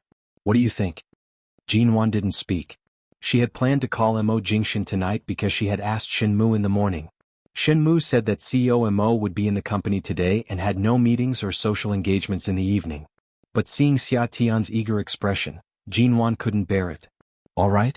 I haven't been shopping in a long time. Two women in a bad mood, apart from drinking to drown their sorrows, can only go shopping. You don't even plan to go shopping with me? Jinwan held her forehead. It's you who wants to break up, not me. Who said I'm in a bad mood? You wear a resentful face every day. Don't you feel it? Mo Jingshan has been so busy recently that he probably doesn't have time to talk to you. In the past, you were as happy as a peach every day. You almost let others know that you and your husband are having a good time every night, but now you're obviously in the cold palace. Do you dare to say that you're in a good mood? Why did there have to be such a creature in this world that could see through your thoughts at a glance? It really didn't feel good to be seen through at a glance. When they left the studio, it was already 3:30 p.m. Many large shopping malls didn't close until 10 p.m., but some more unique malls closed at 4:30 p.m. After leaving the studio, the two women raced all the way to the commercial street in the center of High City. Xia Tian had been thinking of coming here to eat Japanese food. The two of them didn't eat much in the studio at noon, but now they were in a hurry to go to the mall, so they could only go to the mall with an empty stomach and come out to eat after buying shoes. Jinwan didn't go shopping as she used to. If she wanted to buy shoes, she would go directly to the shoe store and finish the task quickly. Xia Tian said very unhappily that she came here today only to complete the task of buying shoes and had no intention of shopping at all. Aren't you just here to buy shoes? If you want to buy something else, just go buy it. My ankles have been worn out. How far can I go? Jinwan sat on a long leather chair in the middle of a high-end shoe store, watching Xia Tian, who was going back and forth by the shoe cabinet, and sat absent-mindedly as she browsed the news on her cell phone. Xia Tian turned back and rolled her eyes at her. Then hurry up and choose a pair of shoes. When your ankles get blisters, you'll know how painful it is. Jinwan looked up at the shoes in this store. She and Xia Tian liked a lot of the same things such as the style, color, brand and so on. Just as Jinwan glanced at a pair of shoes placed in the glass window of this store, she suddenly saw two figures passing by outside the glass window. It was a man and a woman. Chapter 380. At the moment when Jinwan's eyes suddenly froze outside the glass window, Xia Tian happened to turn around while trying on her new shoes and caught a glimpse of the people passing by outside. Xia Tian's eyelids trembled and she said abruptly, "What the hell? Why would CEO Mo and that and what's her name again? And Shuyan? Why are they here?" The next moment, Xia Tian suddenly paused and turned to look at Jinwan with a jerk. Some time ago she did hear a piece of news. Shine Group, the new internet company established in China, had sent in Shuyan to High City. However, Jinwan just sat there silently, put on the shoes that hurt her feet, and stood up as if she couldn't feel the pain. She walked to the door and watched the couple walk to the other side. Perhaps it was a woman's sixth sense, or perhaps Shuyan had already seen Jinwan sitting here, but when Jinwan walked to the door and looked out, and Shuyan turned her head to Mo Jingshan and whispered something with a smile. Mo Jingshan's back was still facing this direction, so she couldn't see his expression. At this time, Xia Tian put on her shoes and rushed out. Jin Wan subconsciously raised her hand to hold her, asking in a low voice, "What are you doing?" "I'm going to beat the mistress." Xia Tian glared at her and looked like she was about to explode. What the hell does Mo Jingshan mean? Doesn't he love you so much that it almost penetrates into his bones? Now he's going shopping with a woman who's always harboring evil intentions towards him? Is he falling in love with someone else or trying to put a green hat on your head? Look at that, and Shuyan, she's smiling so happily. Damn it. Let go of me and let me go. Jin Wan put all her strength into her hand and held Xia Tian's hand tightly. Don't go. Why are you so scared? Now your husband is shopping with another woman. Jin Wan, how can you tolerate this? Xia Tian glared at her angrily. Of course not. She was not scared. She didn't believe that Mo Jingshan didn't see her. This man had always been very perceptive. Even though she had been sitting in the window, there was no one else in the shoe store. When they walked over, they would have seen Xia Tian standing by the shoe cabinet and her. Mo Jingshan didn't believe that Mo Jingshan had not seen her. That's right, Mo Jingshan used to love her to the bone. But now he really froze her entire body, flesh, and even her bones. Inch by inch, he cruelly extracted her like ice shards. Jin Wan, they've already left. I know. You really don't plan to go? Why would I go there? When she turned back, she saw that Shuyan and Mo Jingshan were in a beverage area dozens of meters away from the mall. And Shuyan was buying coffee, and the man's tall and straight figure was still there. Damn it. Xia Tian struggled to break free again. She wanted nothing more than to slap Shuyan across the face and send her to the 18th level of hell. Jin Wan, however, dragged her away. Why are you leaving? Xia Tian looked at him with disappointment. Jin Wan, you're not usually so timid. Bring out the temper you had when you were screwing those rich ladies. If you dare to be a steamed bun, I will be the first to not forgive you. This kind of thing definitely cannot be tolerated. Jin Wan didn't say a word but pulled her hard in another direction. Xia Tian didn't expect her to be so strong. She stomped her feet angrily and was dragged more than 10 meters away. When she followed Jin Wan to the elevator, Xia Tian looked back again. Seeing that they were still there, she angrily rolled her eyes. After entering the elevator and reaching the first floor, Jin Wan let go of her and walked out quickly without looking back. Xia Tian wanted to call her back. The mistress was so arrogant. She couldn't let her go like this. But before she spoke, she suddenly paused, looked at Jin Wan's feet with a jerk, and hurried to catch up with her. Don't your feet hurt? Don't go. Just now they were almost blistered. If you walk like this, you will die of pain. It doesn't hurt. Jin Wan said indifferently and then continued to walk out without stopping, as if there was something terrible chasing her and biting her in the largest department store in High City. She couldn't wait to get as far away from it as possible. Jin Wan didn't say anything. It would be strange if it didn't hurt. Xia Tian saw that the skin on her ankle, which had been rubbed red before, was now broken. Perhaps this kind of pain couldn't compare to the pain in her heart. Oh, you can't wear these shoes anymore. Let's not go shopping. Let's buy a pair of comfortable shoes on the roadside and put them on. Xia Tian caught up with her and said in a much softer tone. She knew Jin Wan too well. People like Jin Wan could be two extremes. When she was very stubborn, no one could bully her, but if she chose to retreat now, it meant that she couldn't hold up the mentality to fight and that she was more vulnerable than others thought. Jin Wan didn't go back to the studio. After leaving the mall, she drove Xia Tian back to her place and then drove back to the U Garden. It happened to be the weekend tomorrow and the next 2 days. Jin Wan felt that she might need to rest for 2 days. She shut herself in the bedroom of the U Garden and didn't go out for 2 days. Auntie Chen came to ask her to eat, but she didn't go downstairs. Auntie Chen had to bring up the cooked food for her, only to find that Jin Wan had only taken a few mouthfuls of the porridge for breakfast and barely touched lunch and dinner.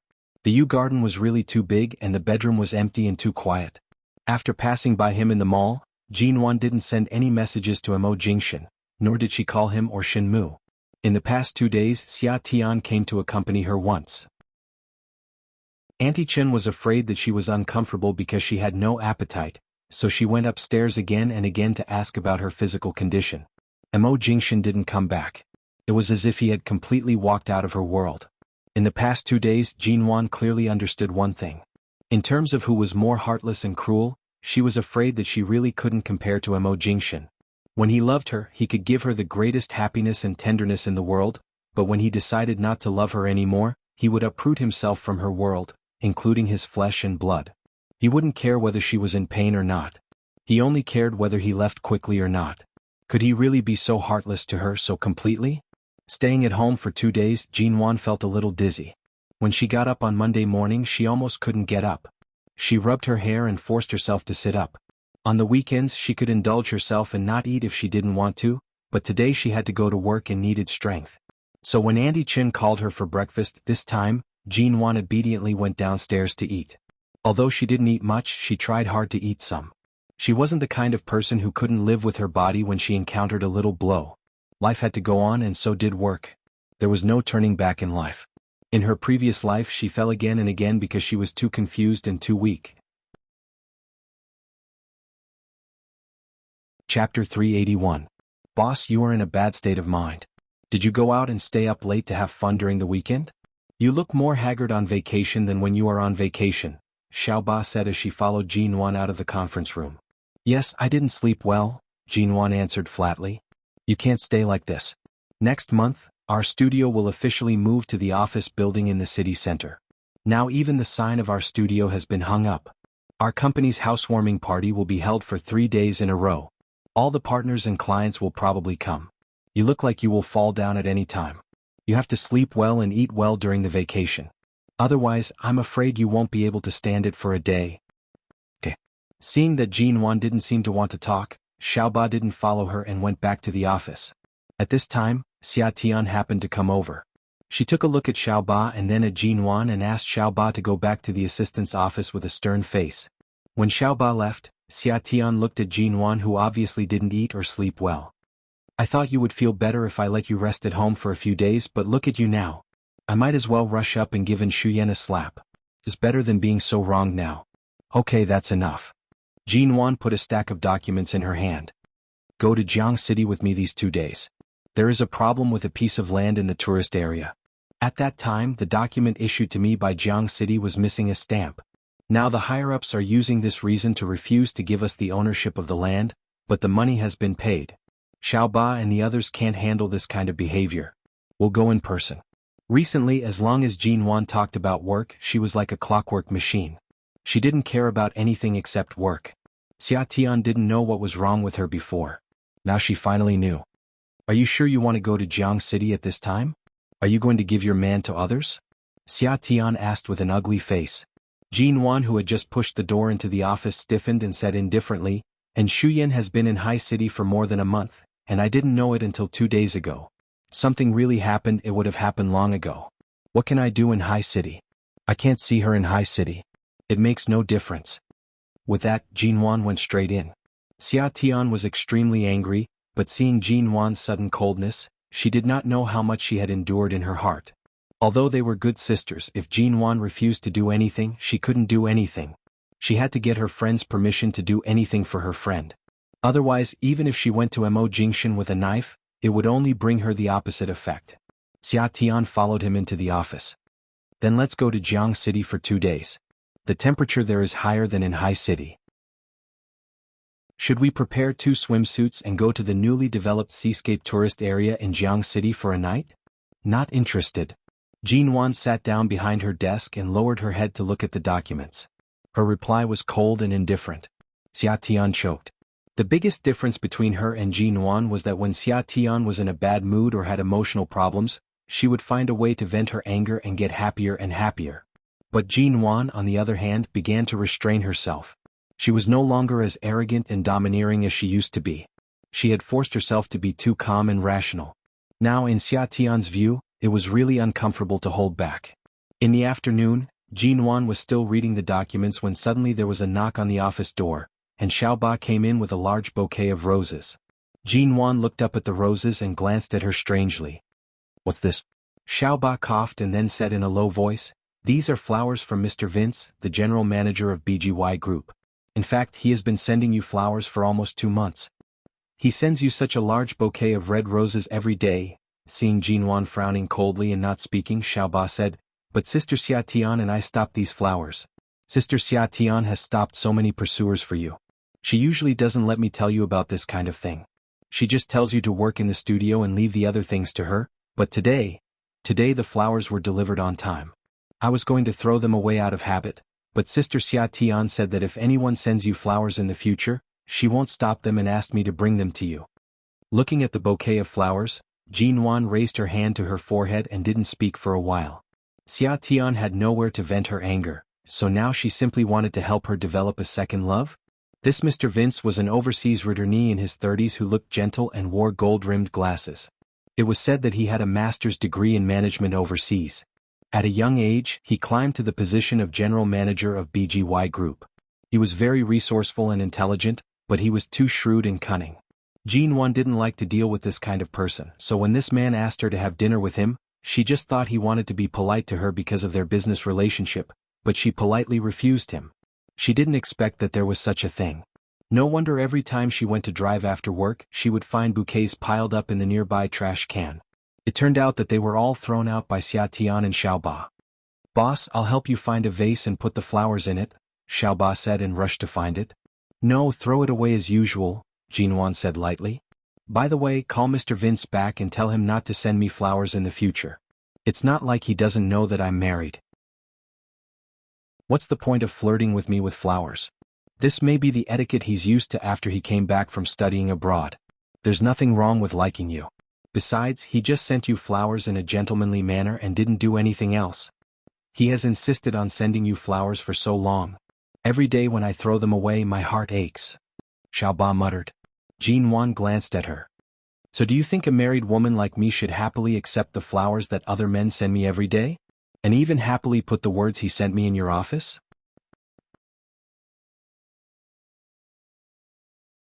Chapter 382. After arriving in Jiang City because of the stamping problem, they were deliberately delayed by several scoundrels from the business and political circles, which caused the project of the tourist area land to be temporarily put on hold. Jin Wan and Xia Tian ran around using their connections everywhere, and it took them 2 days to finally get the missing stamp back. Of course, they hardly rested these 2 days. Even Xia Tian had dark circles under her eyes for 2 consecutive nights, not to mention Jin Wan. On the way back, the 2 women closed their eyes to rest, too tired to say a word. "You're really going too far. Do you think we're just a small studio with no trump cards? Do you think we're just a small studio with no trump cards? You want to annex a deal worth more than 100 million yuan because of the lack of a stamp? Do you think I'm such a good-tempered person? How dare you offend us without looking at our trump cards?" Xia Tian opened her eyes and said angrily after a short nap in the car. "In any case, we've come to an agreement. We didn't lose anything. We just wasted a lot of time talking. We got the order back and the land is officially under the name of our studio. We're lucky to have this kind of result when we go head-on against people from both the business and the political circles." Jin Wan said calmly, "We should learn a lesson in the future. This kind of document can't be left without a stamp, lest others take advantage of it again." Xia Tian sat beside her with her eyes closed, whispering, "You're not even afraid of these scoundrels. You dare to fight back and no one dares to bully you. You can find the best way to solve such a difficult problem, but now your marriage and love have problems. Why can't you find a way to solve it?"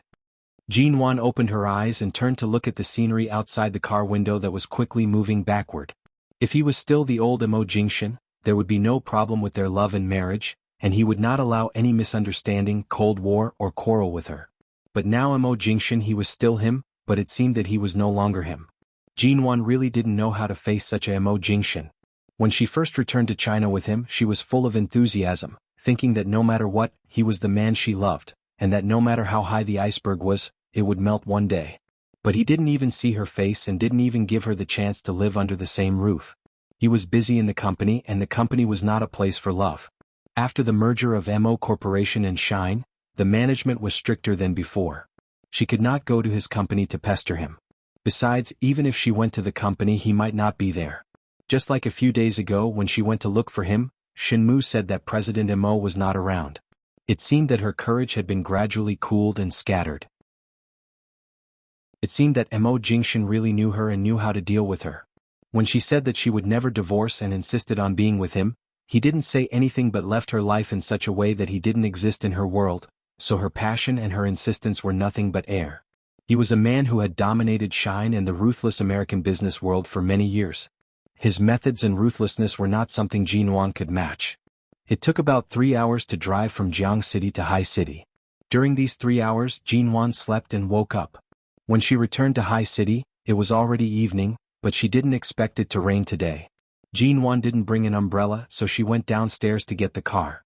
On the way back to the Yew Garden, she passed a manhole cover that had just been overturned. The manhole cover had not been surrounded by a protective fence.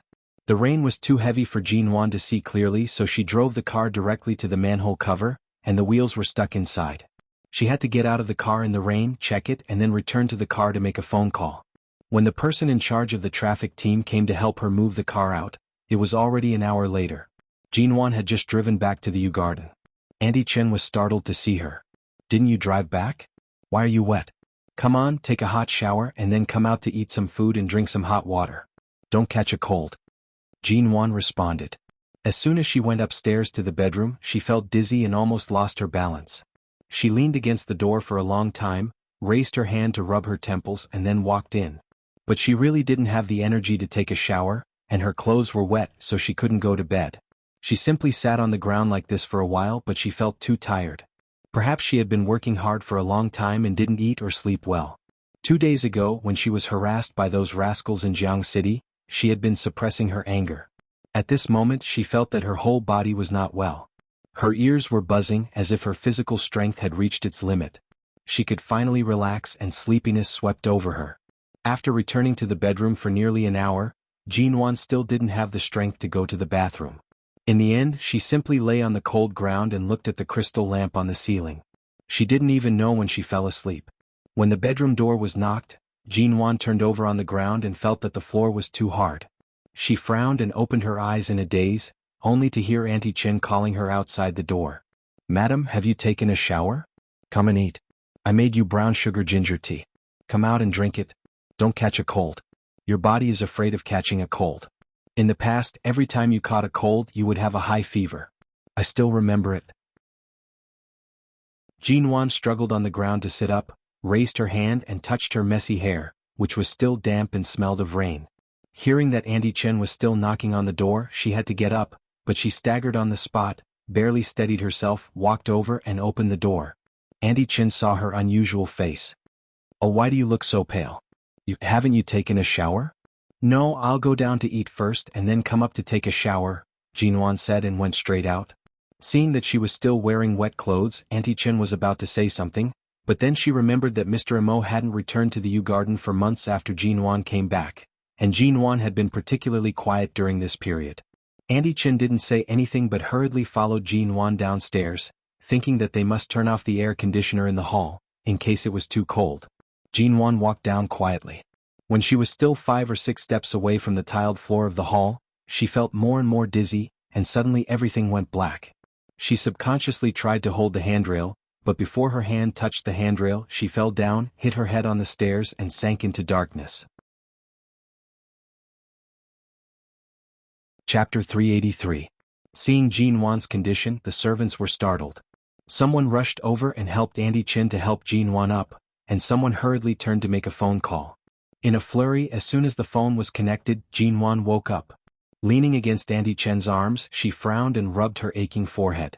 At the same time, she heard the servant say to the phone, "Mr. Mo, Madam fainted and fell on the stairs. When can you come back, Mr. Mo?" Hearing this, Jinwan immediately turned her eyes. "Don't call him back. I'm fine." Her voice was very light, but the servant paused because of her words. Then she hesitated and came over with the phone. "Madam, Mr. Mo asked me to give you the phone." Jinwan was silent, took the phone and put it to her ear. The man's voice on the other side of the phone was casual and indifferent, but it was as cold as ever. Hearing it, she shuddered. "What? Can't you even do the most basic healthy lifestyle? In addition to catching a cold and having a fever, you even want to cripple yourself just by walking?" Jinwan didn't expect him to come back. Besides, she just fainted and lost her footing. However, hearing this, she still felt cold. "I didn't force you to come back. Just now, the servant was too concerned about me, so she made a fuss. Don't mind it. But the Yew Garden is our home. Are you going to never come back?" Mo Jingxin's tone was calm, making it impossible to guess his mood. "I can see that you like that place very much. The ownership of the Yew Garden property has been transferred to your name. Just this property alone is enough for you to live comfortably for the rest of your life. You won't follow the same footsteps and live a homeless life again." Of course she wouldn't live like that again. She had her own job and a life she worked hard to support. Right now, Jinwan really didn't have the energy to pester him about these things that were not important to her. She tightened her grip on the phone and asked again, "Are you really not going to return to the U Garden?" There was no answer. Mo Jingshan hung up the phone. There was a cold cut-off sound on the phone. Jinwan listened for a long time, as if she couldn't be sure if he really hung up the phone, and as if she couldn't believe that he would suddenly hang up without saying a word to her. Mrs. Mo, Auntie Chen and the servants wanted to help her up, but Jinwan sat on the ground, looking down at the phone screen that had gone dark. "I'm fine. I just fell." Jinwan gently pushed Auntie Chen's hands away. "I can get up on my own. You can go and do whatever you need to do." "Madam, shall I help you to the dining table?" Auntie Chen asked softly. Jinwan nodded. It was not until Auntie Chen helped her up that she felt dizzy again. After helping her to the dining table, Auntie Chen suddenly raised her hand and touched her forehead. "When I helped you just now, I felt that your body was very hot through your sleeves. Do you have a cold or a fever? Shall I call a doctor?" "I'm fine. It's just a little rain. It's not that serious. I'll just drink the brown sugar ginger tea you just made." The man stood in the cold office, his long legs stretched out, and he walked unhurriedly to the floor-to-ceiling window. In the rainy night, there was not the slightest bit of light from the moon and stars. Even through the window, he could feel the bone-chilling coldness falling on the pure color of the office that was filled with documents. When Qin Siding received the call, he had just gotten off work at the hospital. Seeing that it was Mo Jingshan, he picked it up. The man on the other end of the phone spoke in a low voice, clean and clear. "Find a doctor with medical ethics and skills similar to yours to go to the U Garden to see Jinwan." Qin Siding's hand, which was about to open the car door, paused. "What's wrong with her? Don't I have to go myself?" "You don't have to go. Send someone she doesn't know." Obviously, he didn't intend to let Jinwan know that he sent the doctor. Qin Siding frowned and was about to ask what he meant when the phone was hung up. Jinwan had just finished dinner and was drinking the brown sugar ginger tea Auntie Chen had made for her. Her pale face looked slightly red from the heat, and she was sweating a little. Then the doctor suddenly came. "Who called the doctor?" Jinwan asked. "I just called Miss Feng Ling. Miss Feng said that she would ask Dr. Qin. It seems that Dr. Qin said that he wouldn't be in High City these days, so he sent a colleague from the hospital over." Auntie Chen told Jinwan everything she had heard on the phone. Jinwan glanced at the doctor, who smiled politely at her and said that it was Dr. Qin who sent him over. She nodded. Jinwan's illness was not serious. It was just that she hadn't rested well these days and couldn't eat much. Her body was in a state of fatigue, and she had some signs of a cold and fever from the rain. Everything else was fine. She just needed to take cold medicine and antipyretics, rest more, drink more hot water and eat more to maintain her strength. She understood all of this. Hearing the doctor say that there was no problem, Auntie Chen was relieved. After the doctor left, Auntie Chen urged Jinwan to take a hot bath. Jinwan obediently went to take a bath and obediently went back to the bedroom to sleep after taking the medicine.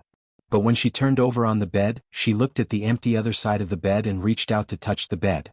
It had been a long time since she had Mo Jingshan's scent and warmth here. Sure enough, when he cared about her, even the slightest headache or fever could be hugged and coaxed. It was as if she was a fragile porcelain doll when she was sick. He wanted to hold her in his hands. But now she couldn't get sick at all. In his eyes, if there was even the slightest problem with her body, he would think that she was using some despicable trick to lure him back. Was the image of her in his heart that she would do anything to achieve her goals so deeply rooted? She felt so warm and happy when she hugged Mo Jingshan, but after all of this suddenly disappeared, she felt so lonely and lost. She wanted to give up and leave. She asked herself, did she really decide to give up like this? After such a long time, she couldn't be clearer about what kind of man Mo Jingshan was. No matter what he did, there would always be a reason. But what exactly was the reason that made a man who wasn't even afraid of death push her away again and again? Jinwan sniffled. It was already late. Although her head hurt, she didn't feel sleepy. She sat up on the bed and stared at the snow-white wall under the lamp for a long time but still couldn't fall asleep. There were still a lot of things to do in the studio tomorrow. She had to sleep. She rubbed her head and turned to rummage through the drawer. She found a box of sleeping pills with only 2 or 3 pills. These pills seemed to have been bought by her when Ji Menggran was here. Chapter 384. After a busy day in the studio, Jinwan had dinner with her business partners as usual. Xia Tian had declined the previous few social engagements. Today the heads of BGY and WK came to discuss the land purchase agreement, so Jinwan had to show up. At 8 o'clock in the evening in the VIP room of the Royal Clubhouse in High City, Xiaoba and another assistant were singing, and Jinwan was discussing the cooperation with the head of WK. The heads of the two companies wanted her to have a few drinks with them, but seeing Jinwan didn't look too good today, she asked for juice instead of wine and everyone agreed. Jinwan was the only one in the entire room who didn't drink. Xia Tian came back and winked at Jinwan, telling her to go out and hide.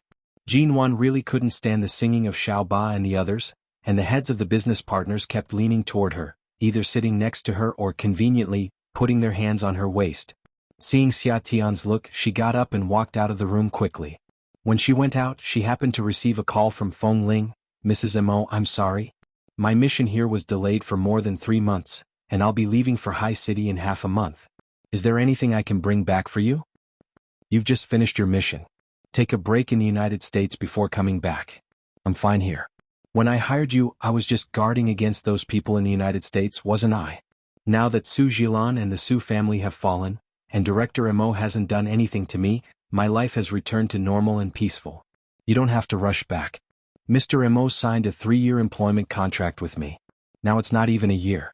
Of course I have to go back as soon as possible." "All right. You insist on coming back when my studio is moving.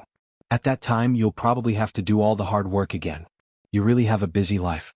Feng Ling smiled. "I'll bring gifts for Xiaoba and the others when I go back. What do you want? As long as you come back safely. By the way, you haven't cut your hair recently, have you? Didn't I tell you to keep it longer last time?" "I cut it. It's inconvenient when it's long. It's also convenient to tie it back. Do you like short hair so much? Isn't there a saying in China that 3,000 strands of worry? It's very comfortable and my head feels very light." Jinwan raised her eyebrows and looked down at the slightly wavy hair hanging over her chest. After hanging up the phone, she touched her hair, wondering if Feng Ling liked short hair so much. Should she try a short haircut? Just as this thought sprouted in her mind, she turned around and walked out of the restroom. Suddenly, she caught a glimpse of a familiar figure entering the men's restroom on the opposite side. She was startled. Not long after, a tall man came out of the bathroom opposite. When he saw Jinwan outside, he was also stunned. "Mrs. Mo." "Shenmu?" As Jinwan asked, she subconsciously glanced at the men's room behind him and then at the other directions around her. Although she did not ask, she subconsciously felt that wherever Mo Jingshan was in High City, Shenmu would also be there. Vice versa. If Shenmu was here, Mo Jingshan might be nearby. "A business partner arranged for us to come to this club tonight. President Mo is still in the private room. Why are you here?" Seeing that Jinwan did not smell of alcohol at all, Shenmu thought she came here with her friends or to see President Mo. "Several clients of my studio have also booked private rooms here." Jinwan briefly explained, but because she heard that Mo Jingshan was here, she looked at the other private rooms. The private rooms in this club were all on this floor. Because of the large space and expensive facilities, there were only 3 of them on this floor. She saw that most of the people in the other 2 private rooms were men and asked, "Only you and Mo Jingshan are here?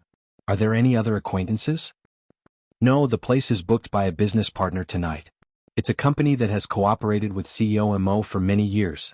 They have a good relationship with CEO Mo and will continue to carry out other international cooperation projects in the future. It's rare for CEO Mo to agree to this kind of meeting. Tonight only I accompanied CEO Mo here. The others in the private room are all from our partner companies. There aren't many people. Mrs. Mo, would you like to go in and have a few drinks with us?" "I won't go in. How about this, when you're done give me a call," Jinwan said lightly. Shenmu was a little confused. In the past few months CEO Mo had been busy in the company, but Shenmu didn't know whether CEO Mo went home or somewhere else after leaving the company, so he didn't know what happened between Jinwan and him. He just instinctively felt that since Jinwan was Mrs. Mo and CEO Mo was here, she could definitely enter the private room if she wanted to. No one could stop her. But since Jinwan said so, Shenmu nodded and said, "Okay, I got it." When Jinwan returned to the private room, the representatives of BGY and WK saw that her complexion was much better than before and poured her a glass of fruit wine, asking her to drink with them. Jinwan politely declined with a smile and continued to pick up the contract to discuss. Fortunately, she brought Xia Tian and Xiaoba with her, 2 good helpers who could always liven up the atmosphere. Whenever Jinwan refused to drink, Xia Tian would immediately come over to help. At 10:30 in the evening, when the private room was almost finished, Jinwan received a call from Shenmu. "Mrs. Amo, we're going back. Do you want to come with us?" Jinwan picked up the call and said goodbye to the representatives of BGY and WK. Then she said a few words to Xia Tian and Xiaoba and left the private room a few minutes earlier. When she walked out of the club, she saw Mo Jingshan's black ghost parked in front of the door. Shenmu was waiting outside the car door, but Mo Jingshan was nowhere to be seen. Jinwan walked over, and Shenmu directly handed her the electronic car key. "Mrs. Mo, you haven't drunk today, have you?" "I haven't. CEO Mo drank a little too much tonight. I was going to drive him back, but just now my girlfriend called and said she had a stomachache and asked me to accompany her to see a doctor. I was going to call the driver to send CEO Mo, but if you haven't drunk since you live together, you can send CEO Mo back." Jinwan took the car key. "Okay, then go accompany your girlfriend. Leave it to me." With that, she suddenly paused, looked at the car in front of her, and then at the closed car door. "Did he drink a lot?"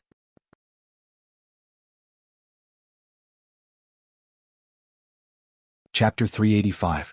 Jinwan nodded and made a reassuring gesture to Shenmu. "I didn't drink and I'm good at driving. I can send him back."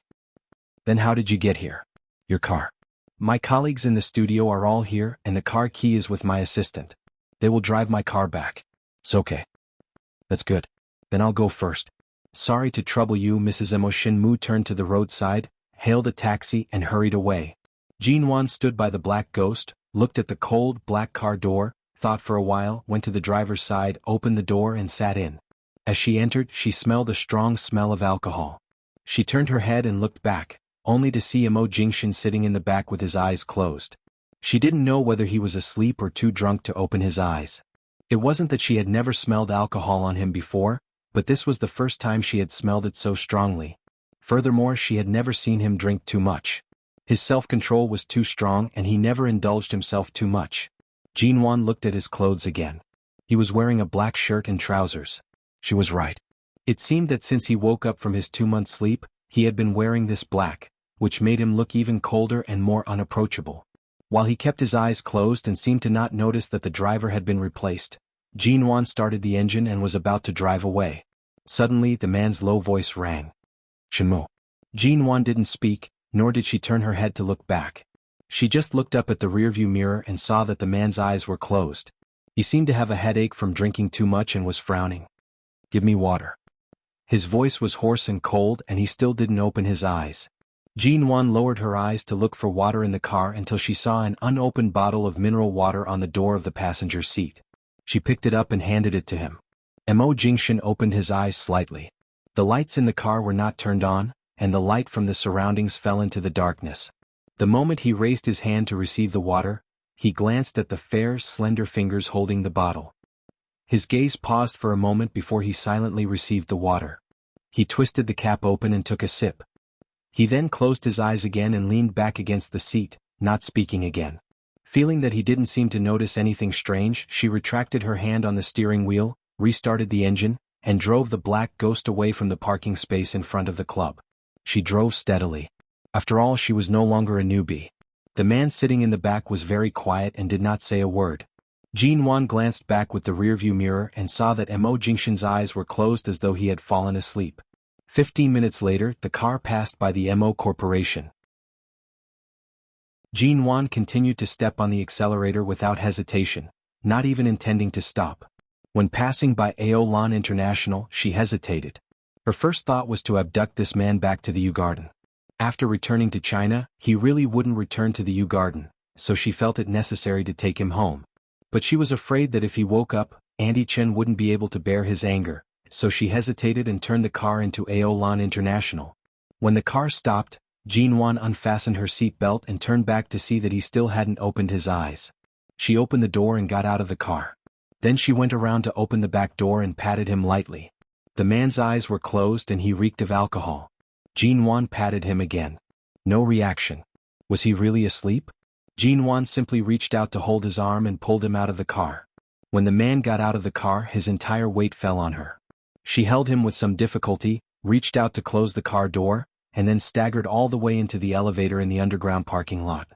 She finally entered the elevator, but because of the man's height, length and completely healthy body weight, she, a woman who weighed only about 90 kilograms, could not stand steadily. In the end, she could only lean against the wall of the elevator and bear the man's weight. The man's head hung on her shoulder and his breath, which reeked of alcohol, brushed against her neck. After being pressed like this for a while, Jinwan poked her head out to look at the number on the elevator. She remembered that she hadn't swiped the elevator card or pressed the floor password, and the elevator was still on the basement floor. She hurriedly pushed him. "Let me press the password first." She pushed him for a long time but to no avail. In the end, she could only support him with one hand and reach out with the other. After barely pressing the password, she hurriedly withdrew her hand and tried to support the man's heavy and tall body. It was not until the elevator stopped on their floor that Jinwan forcibly pulled him out of the elevator. In the past, when Mo Jingshan carried her, he could easily carry her by the waist, but when she held him, it was as if she were carrying a stone. He was so heavy and so tall. She couldn't hold him at all. She finally opened the door and helped the man in. Jinwan staggered all the way to the sofa. Fearing that he would fall to the ground, she helped him to sit down on the sofa. Seeing the man leaning against the sofa, Jinwan raised her hand and rubbed her wrist, which was a little sore from supporting him just now. She turned to close the door, changed her shoes, went to the shoe cabinet, took out a pair of men's indoor slippers, and squatted down to help Mo Jingshan change his leather shoes.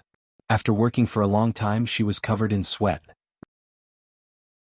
Jinwan's face, which was a little pale because she hadn't recovered yet, was now faintly red. After putting on the shoes and turning on the air conditioner, she stood by the sofa, looked at the man leaning against the sofa motionless, and fell into deep thought. She had succeeded in bringing him back. Then what should she do now? When he was sober, he refused to talk to her. Now that he was so drunk, it was even more impossible for him to talk. At most, he could only be in front of her, where she could touch and see him. She couldn't touch this man all night while he was drunk just because she hadn't touched him for a long time, could she? As soon as this thought popped up in her mind, Jinwan's lips twitched in disgust. Seeing the man leaning against the sofa with his eyes closed and rubbing between his eyebrows, she simply turned to look for the antidote. As she searched, she looked back at the sofa from time to time.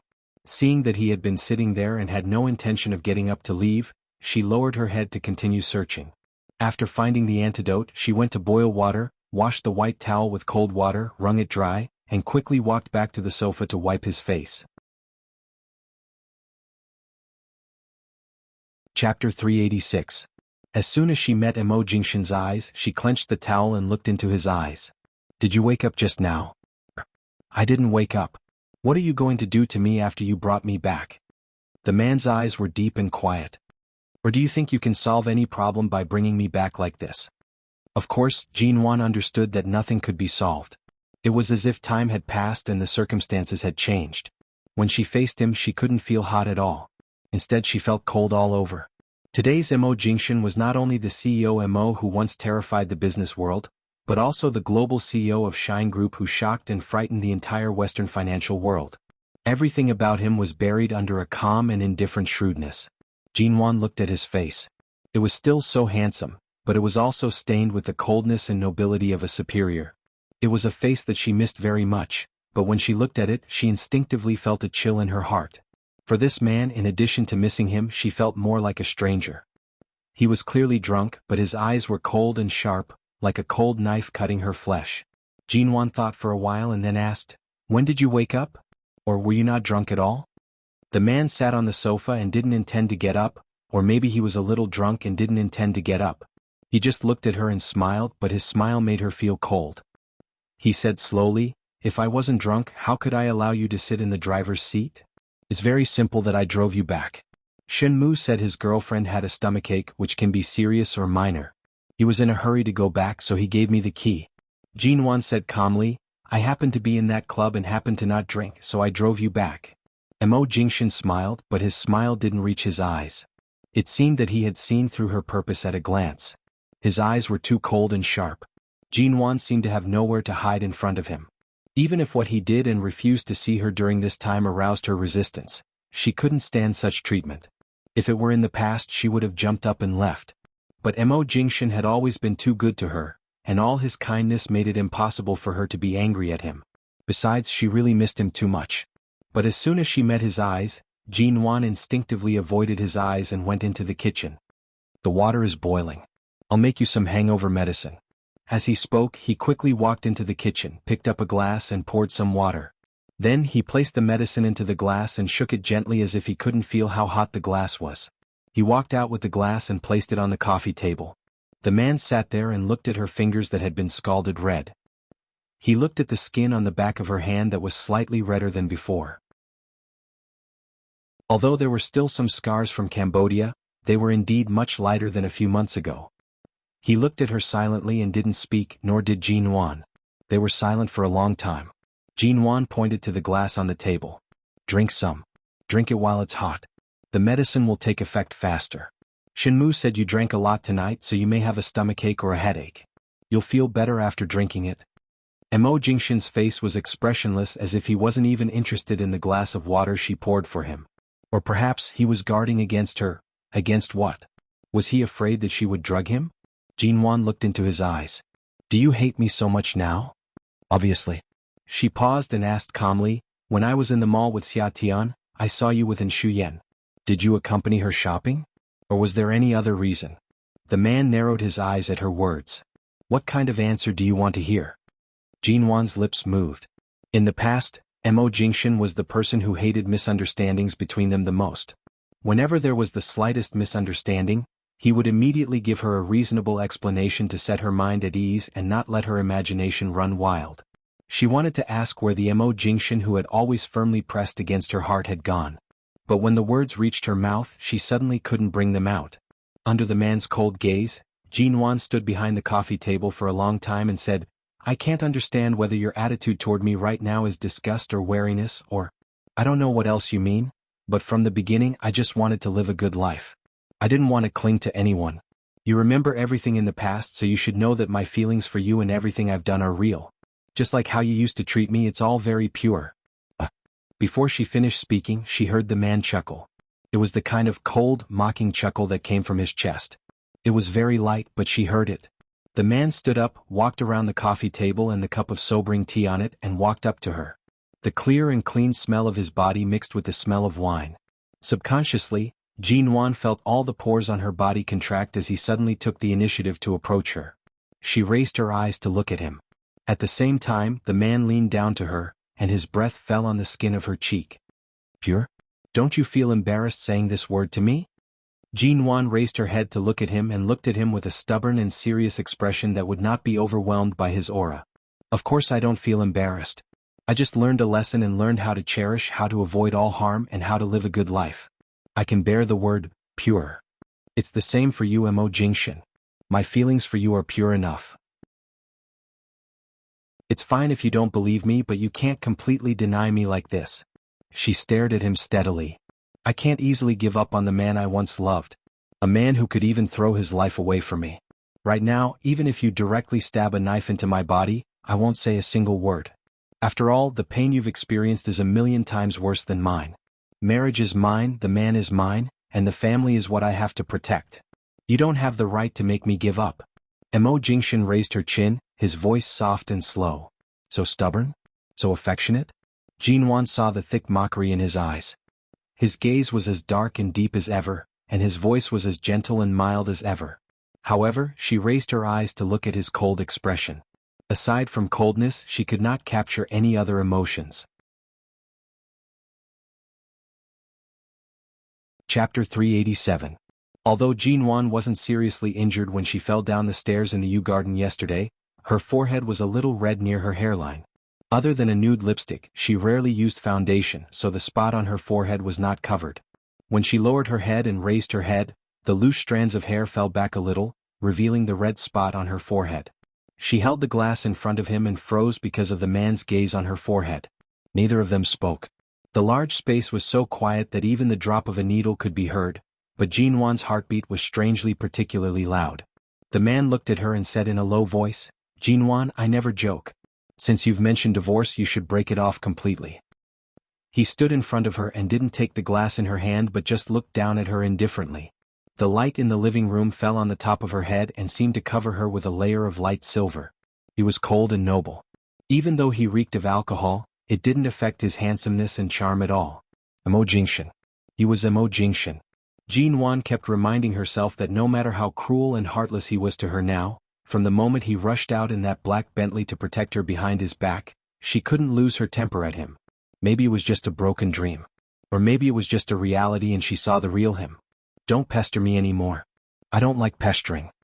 He didn't raise his hand to take her glass from beginning to end. Seeing the man turn and leave without looking back, Jinwan felt as though her entire body was filled with a sense of helplessness. Her heart was filled with a sense of obstruction. The moment she heard the door open, the glass in Jinwan's hand fell to the ground. The man didn't look back but paused for a moment. Seeing him stand there without moving and seeing him pause for a moment, Jinwan turned and walked over.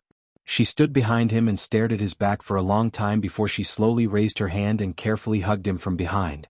In the past, when she wanted to hug him, she had never been so careful. She couldn't see the man's deep eyes. She could only feel the man's cruel and merciless hands trying to pull her hands away from him. Jinwan held him tightly. She didn't speak, nor did he. In silence, the two of them seemed to be fighting quietly. Her arms were entangled with his. But her strength was no match for his. He pulled her hand away and threw her back mercilessly. Jinwan took a few steps back and hit the wine cabinet by the wall. The few bottles of wine inside fell out and broke all over the floor. Red, white, and various colors of wine mixed together and flowed to her feet. Jinwan could not help but shiver as she felt the chill from beneath her feet. She looked at the ground and then up at the man in front of the door. His blood seemed to solidify in his body, slowly turning into ice at the same temperature as his blood. It was bone-chilling. Without a word, she suddenly bent down and stepped on the broken pieces on the floor to pick them up. Mo Jingshan turned his eyes to see Jinwan stepping on the broken pieces barefoot. He said coldly without raising his eyelids, "Jinwan, it's the stupidest thing to do to attract my attention by hurting yourself. The wounds on your feet won't move me. It will only make you unable to work for several days in a row. Not only will it delay your work, but it will also make me see your stupidity and boredom." Jinwan squatted on the ground as if she didn't hear his words. She avoided the broken pieces but she was still scratched. She moved aside and picked up the broken pieces. After picking up some of them, she said calmly, "I didn't hurt myself." "Really?" He looked at the small but obvious bloodstains at her feet. "Take care of yourself." With that he walked out of the door. Hearing the door open and close, Jinwan's hands were still mechanically and numbly picking up the broken pieces. When she stepped on the broken pieces, she didn't seem to feel any pain. She got up to get a mop and a broom and swept the broken pieces. When she turned around, she found that there was a long trail of blood on the ground. She simply threw the things in her hands to the corner and sat on the ground that still had a lot of fragments.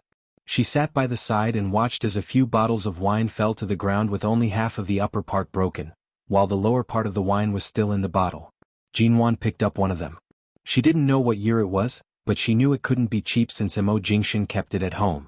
She avoided the broken bottle and raised her head to take a sip. It tasted strange and a little bitter. She picked up the other half of the bottle and poured it into her mouth in a way that avoided cutting her mouth. It was still bitter. She tasted several bottles in a row but they were all bitter. She smacked her lips and licked the corner of her mouth, only to find that it was the bitter taste in her mouth. After wiping her mouth, she looked at the expensive wine on the ground and really couldn't bear to waste it. She didn't mind those spilled on the ground, but there was still some left at the bottom of the bottle. At least it was worth drinking. She took another sip. This time it was not so bitter but it was a little astringent. She tasted another sip and it tasted the same. The woman, who couldn't hold her liquor, sat on the ground with bare white and tender feet. She picked up one bottle after another and drank all the broken bottles. She narrowed her eyes, looked at the quiet closed door, couldn't see Mo Jingshan, and then looked back out of the window. Oh, so many stars. The black ghost sped on the road. Not long after Mo Jingshan left, he went to a nearby drugstore to buy medicine. When he got out of the car, he was about to hand the medicine to the security guard for Aolan International to send it up. However, the moment he got out of the car, he suddenly paused. He raised his eyes to see that on the balcony of the 18th floor, a woman in a skirt was sitting at the edge. Her two injured feet were swinging back and forth, and it seemed like a gust of wind could blow her down from the 18th floor. Mo Jingshan's expression darkened. He abruptly slammed the car door shut and picked up his phone to call Jinwan. The woman was still on the balcony, unmoving. He didn't know if the phone was placed inside or held in her hand. It rang for a long time before he finally picked it up. The moment the phone was picked up, Mo Jingshan's voice was cold. Jinwan, what are you doing? The woman's voice came through the phone in a daze. Me. What am I doing? I'm looking at the stars. Mo Jingshan raised his eyes to look at the balcony of the 18th floor. The woman's legs were still swinging back and forth, and one hand was raised to her ear as she answered the phone.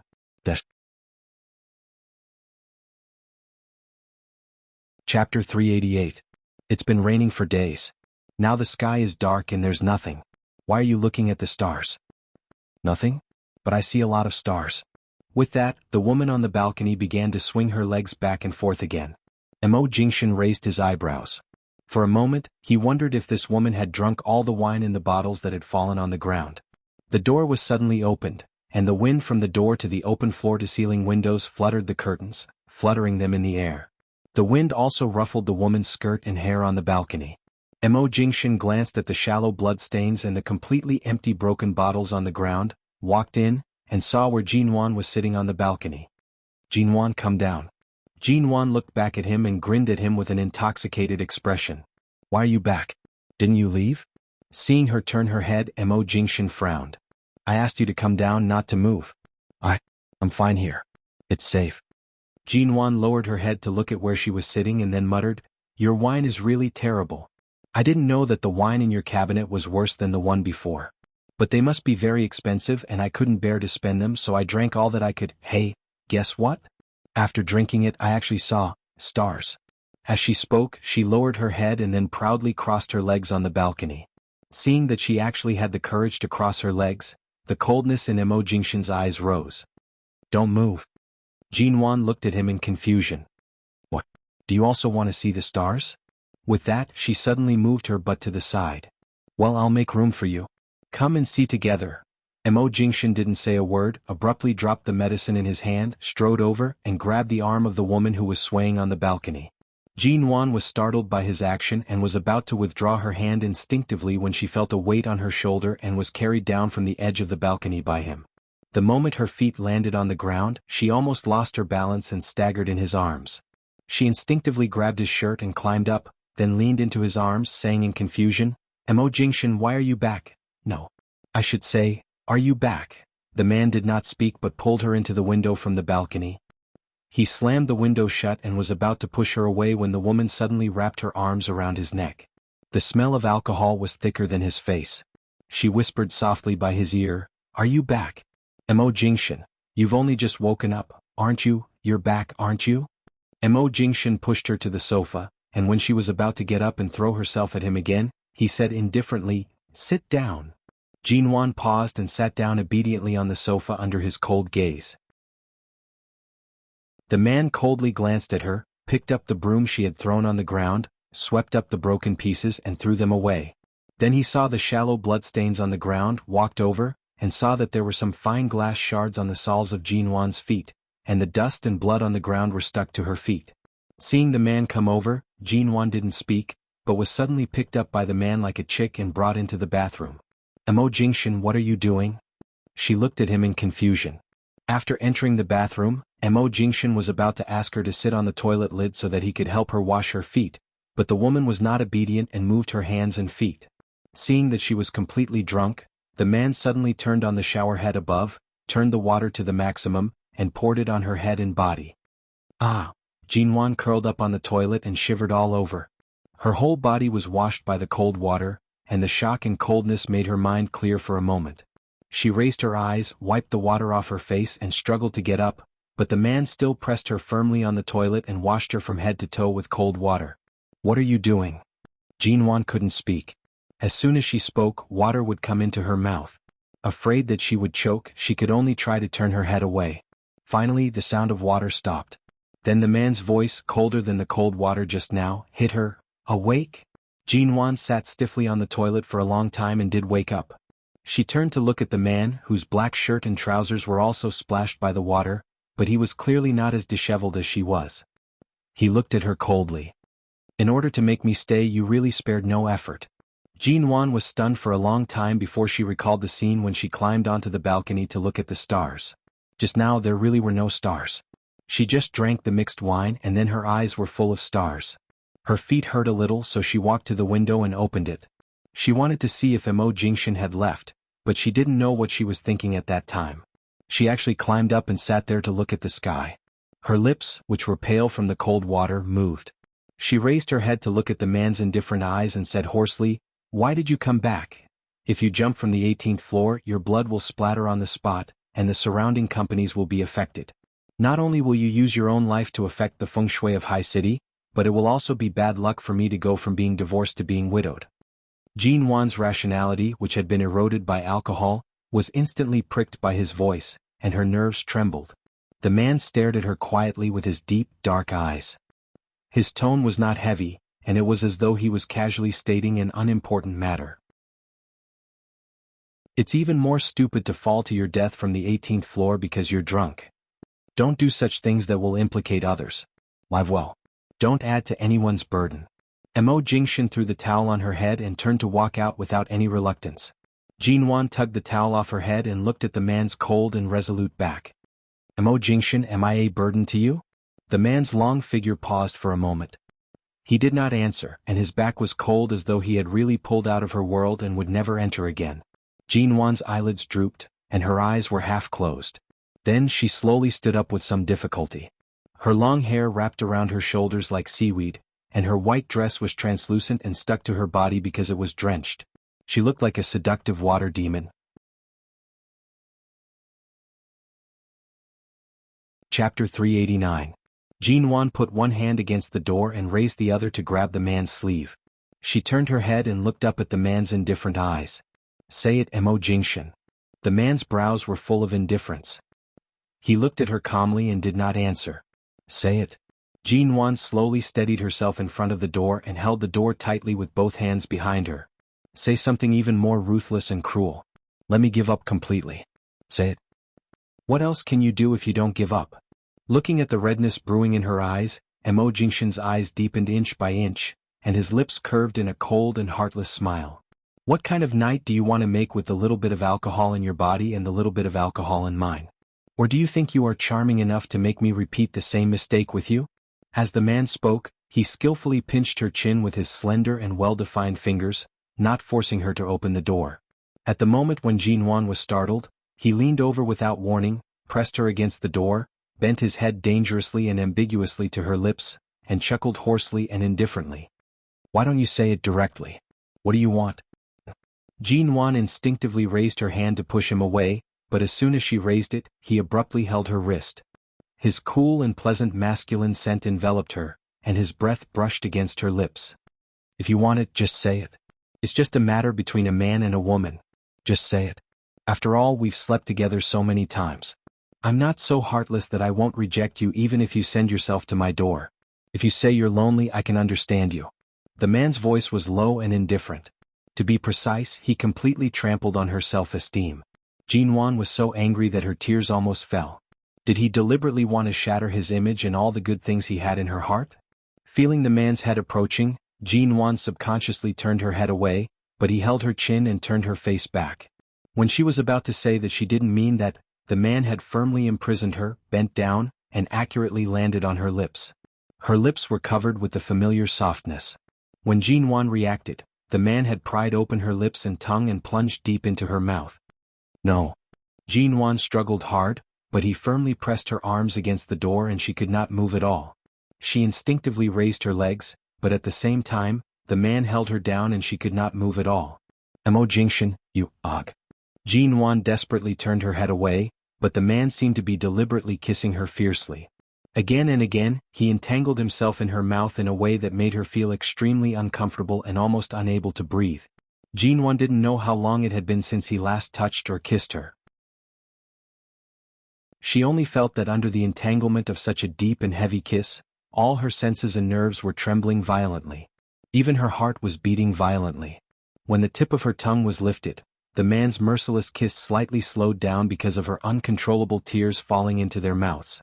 For a moment, it seemed that the familiar Mo Jingshan was kissing her, kissing away the salty taste in her mouth, kissing away the wetness in the corner of her mouth, and was about to kiss away the tears on her face, when he paused for a moment. He held the back of her head and looked at her quietly with his deep, bottomless, black eyes. He watched the woman lean against the door like a dying fish and breathe heavily because of the kiss a moment ago. Her eyes were red and full of tears. He was silent for a moment, and his eyes were so deep that she could not see through them. He slowly curved his lips. Is this what you want? Jinwan's brain trembled. The familiar gentleness at that moment almost confused her, but when the man spoke again she instinctively tried to push him away. However, the man quickly took her into his arms, pressed her against the door and held her firmly in his arms. The kiss that fell on her again was even more fierce and deep than before. Jinwan pushed him away in vain, but it had no effect except to make the man hold her more tightly. Her breath seemed to be cruelly robbed, and she fell limp in his arms because it was difficult to breathe. Mo Jingshan finally let go of her and withdrew from her lips. Jinwan's pale face had turned red, and her mouth was full of the man's refreshing taste. She leaned against the door softly and almost slipped down. Her hand weakly held on to the door handle to steady herself. She didn't even have the strength to raise her head to see the expression on his face. She could only hear his cold words falling on her head. Do you want more? I don't mind fulfilling your wish here tonight. Mo Jingshan's voice was full of condescending mockery. Since you still refuse to divorce from a legal point of view, it seems that I can indeed perform this kind of husband and wife duty a few more times before the divorce. I think you must miss it very much. Jinwan couldn't care about anything else. She leaned against the door, lowered her head and panted.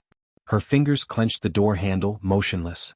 The moment she heard the man's cold smile and asked, "Do you want to continue?" she suddenly let go of the door handle, raised her hand and was about to slap him in the face. He didn't intend to stop her. He just stood motionless in front of her and looked at her. However, her hand still didn't fall but froze in the air. Looking at the man's cold expression, the image of the black Bentley that was smashed in front of her on the Los Angeles freeway that day flashed in front of her. Jinwan's hand froze in the air. Then she slowly put down her hand, clenched her fists and her nails dug deep into her palms. Mo Jingshan, even if I left a bad impression on you, you can't forget all the feelings we have had for each other for so long. Do you really feel good about being so cruel and heartless to me? His lips curled into a cold and piercing smile. He looked at her with a deep and shallow gaze. She couldn't tell which of his words were true and which were false. His voice was indifferent. To be honest, even if you really jump off the balcony from where you are standing right now, I won't feel anything. Why would I feel good or bad? Jinwan's hand loosened and tightened and loosened again, and finally leaned against the door. She lowered her eyes to look at her bare feet, closed her eyes and then forced a smile. No one knew who she was smiling at. She struggled to twist the door handle behind her, and when the door was opened she picked up the bag on the shoe cabinet by the door, turned around and walked out, despite the fact that her body and head were still wet. Chapter 390. Jinwan completely ignored the man's voice behind her and didn't answer. She walked straight out, went to the elevator, pressed the down button, and stood there silently waiting for the elevator. Mo Jingshan came out and put a bath towel on her deadpan. You're all wet. Go in and take a bath.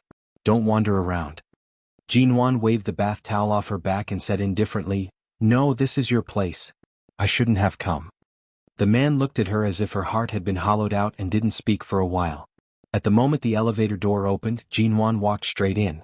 She had forgotten where she had taken off her shoes when she hurriedly helped him into the house. Anyway, it made no difference whether she wore shoes or not. She walked in barefoot, no longer looking at the man's face, and after counting to 1, the elevator door slowly closed in front of her. Suddenly the elevator door opened again, and the man stood outside with a cold face, his hand on the button outside the door. When the door was about to close again he walked in. Jinwan stood against the wall of the elevator and looked at him expressionlessly. What are you doing? How can you walk like this? Go back with me.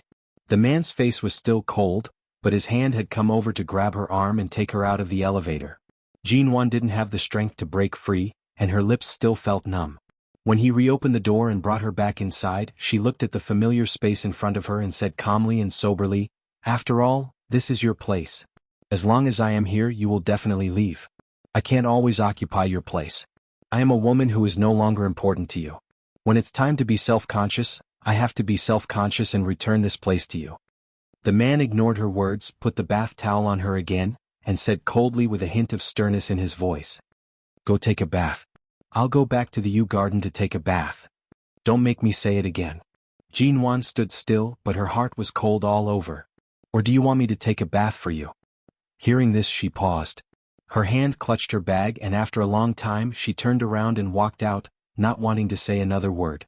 However, before she stepped out of the door, her arm was abruptly pulled back. Before she could steady herself, Mo Jingshan dragged her into the bathroom.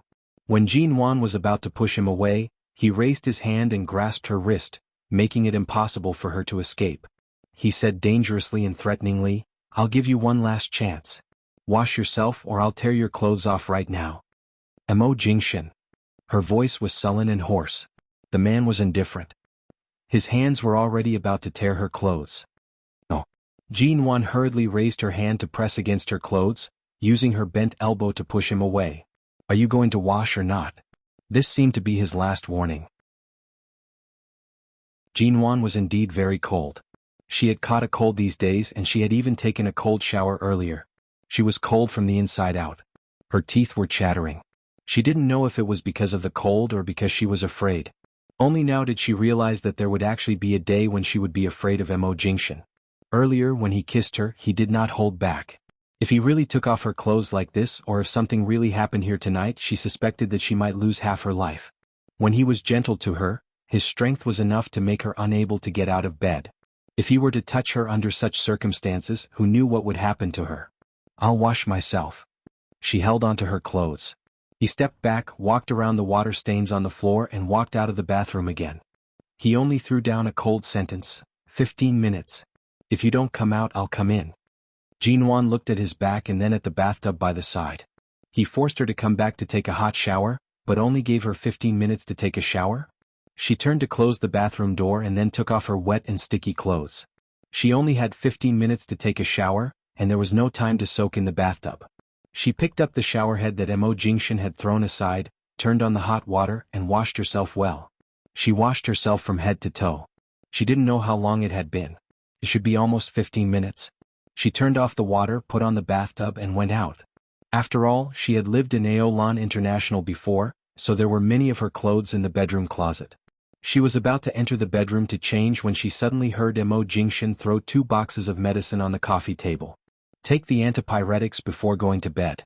Even if the injury on your foot is not serious, apply some medicine. Don't get yourself covered in scars."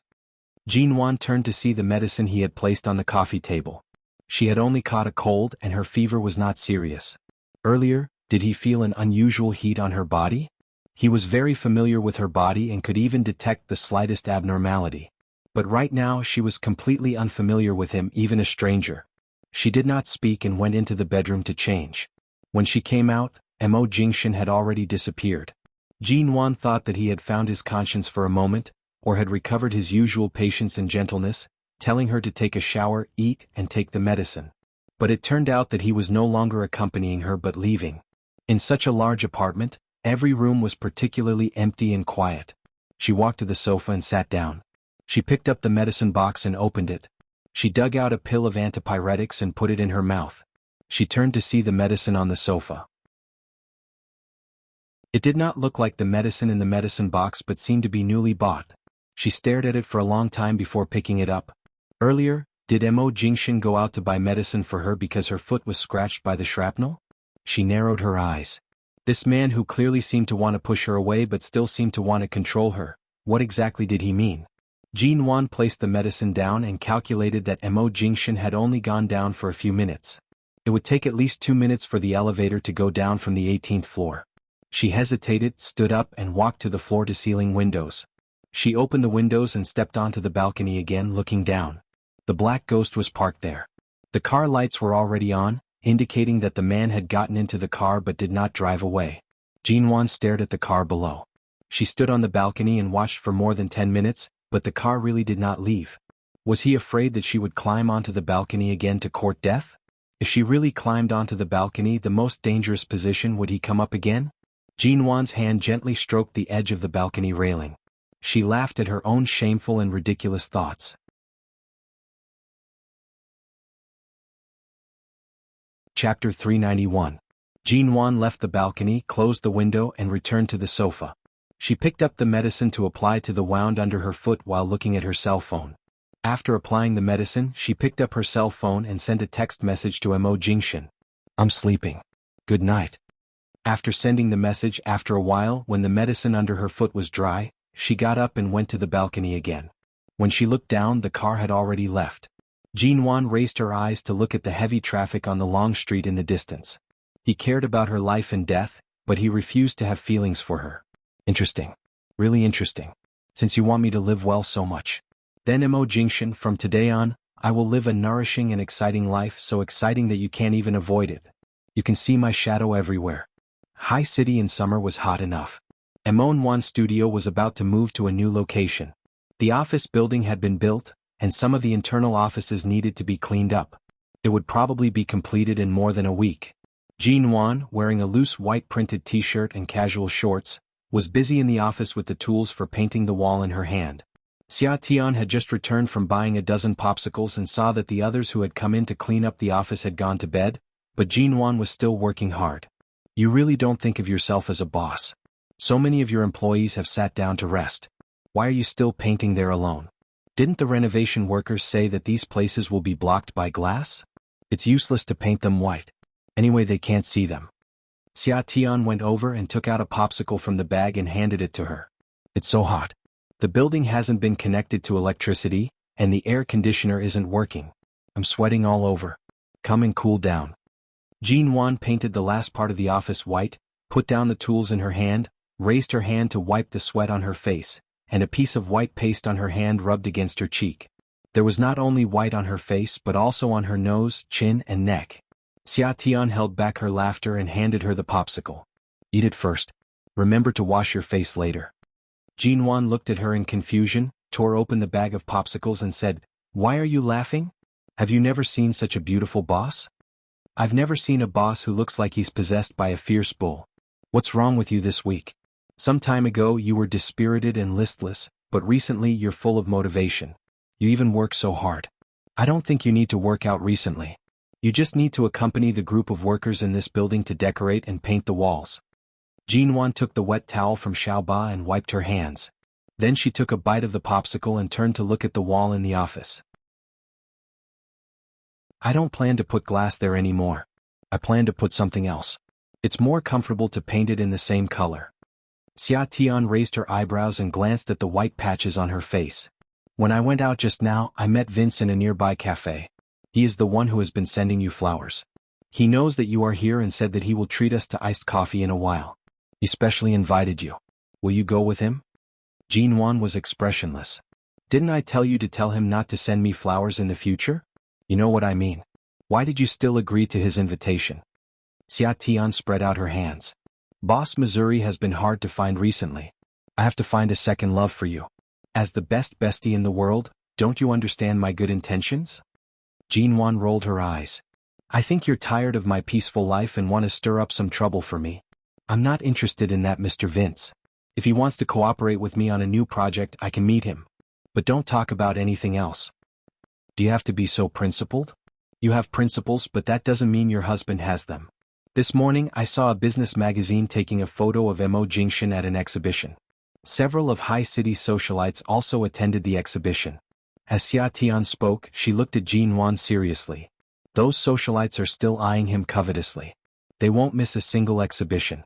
They all stand behind him and ask to take a photo with him. And look at you. Every day you dress up like a decorator. Even I feel embarrassed to say that you're Mrs. Mo. Jean Wan nibbled the popsicle seriously and said carelessly, I also received the invitation to the exhibition, but I didn't attend it. So what if you were photographed standing with them? Did you see them kissing or hugging? When did you become so open-minded? Xia Tian looked at her incredulously and raised her hand to touch her head. A while ago I thought you would collapse at any time like Lin Dayu, but it seems that you don't look like that recently. Jean Wan slapped her hand away, raised her hand to touch her head and casually explained, I just feel that some things are not what they seem on the surface. Life has to go on. I can't keep living in depression and making my life a mess. Xia Tian sneered. That's so profound. I don't understand. Big sister, can you explain it a little more simply? Jean Wan bit the popsicle and said vaguely, I can only say that I'm more persevering in fighting. Xia Tian chuckled and wanted to touch her head again to see if she really had a fever. However, after eating the popsicle, Jean Wan picked up the tools, turned back to the office, climbed up the high stool nimbly and continued to paint the wall. Xiaoba leaned over to Xia Tian and whispered, Sister Xia who provoked boss? Xia Tian shook her head. I don't know. I think maybe he was really provoked.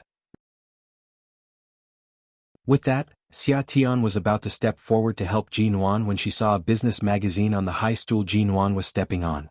The cover of the magazine was the one in which Mo Jingshan and those love-struck ladies were photographed in the same frame, but this magazine was being stepped on by Jin Wan as a footrest. Xia Tian, Jin Wan was busy in the new office building for 2 days. Xia Tian persuaded her to go back, but she ignored her. Her cell phone was left here without charging and was turned off for 2 days. When she left the building and was about to go back to the studio, she charged her cell phone in the car and turned it on. As she expected, she saw a large number of messages and missed calls pouring in. If her partners couldn't reach her, they would naturally call other people in the studio. Most of the missed calls were from the Mo family. They were from the Mo family. Then there were calls from the Yu Garden and Auntie Chen.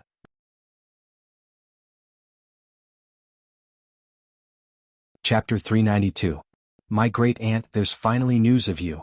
As soon as she received Jin Wan's call, Auntie Chen hurriedly sighed and said, Grandfather Mo called you all day yesterday but he couldn't find you.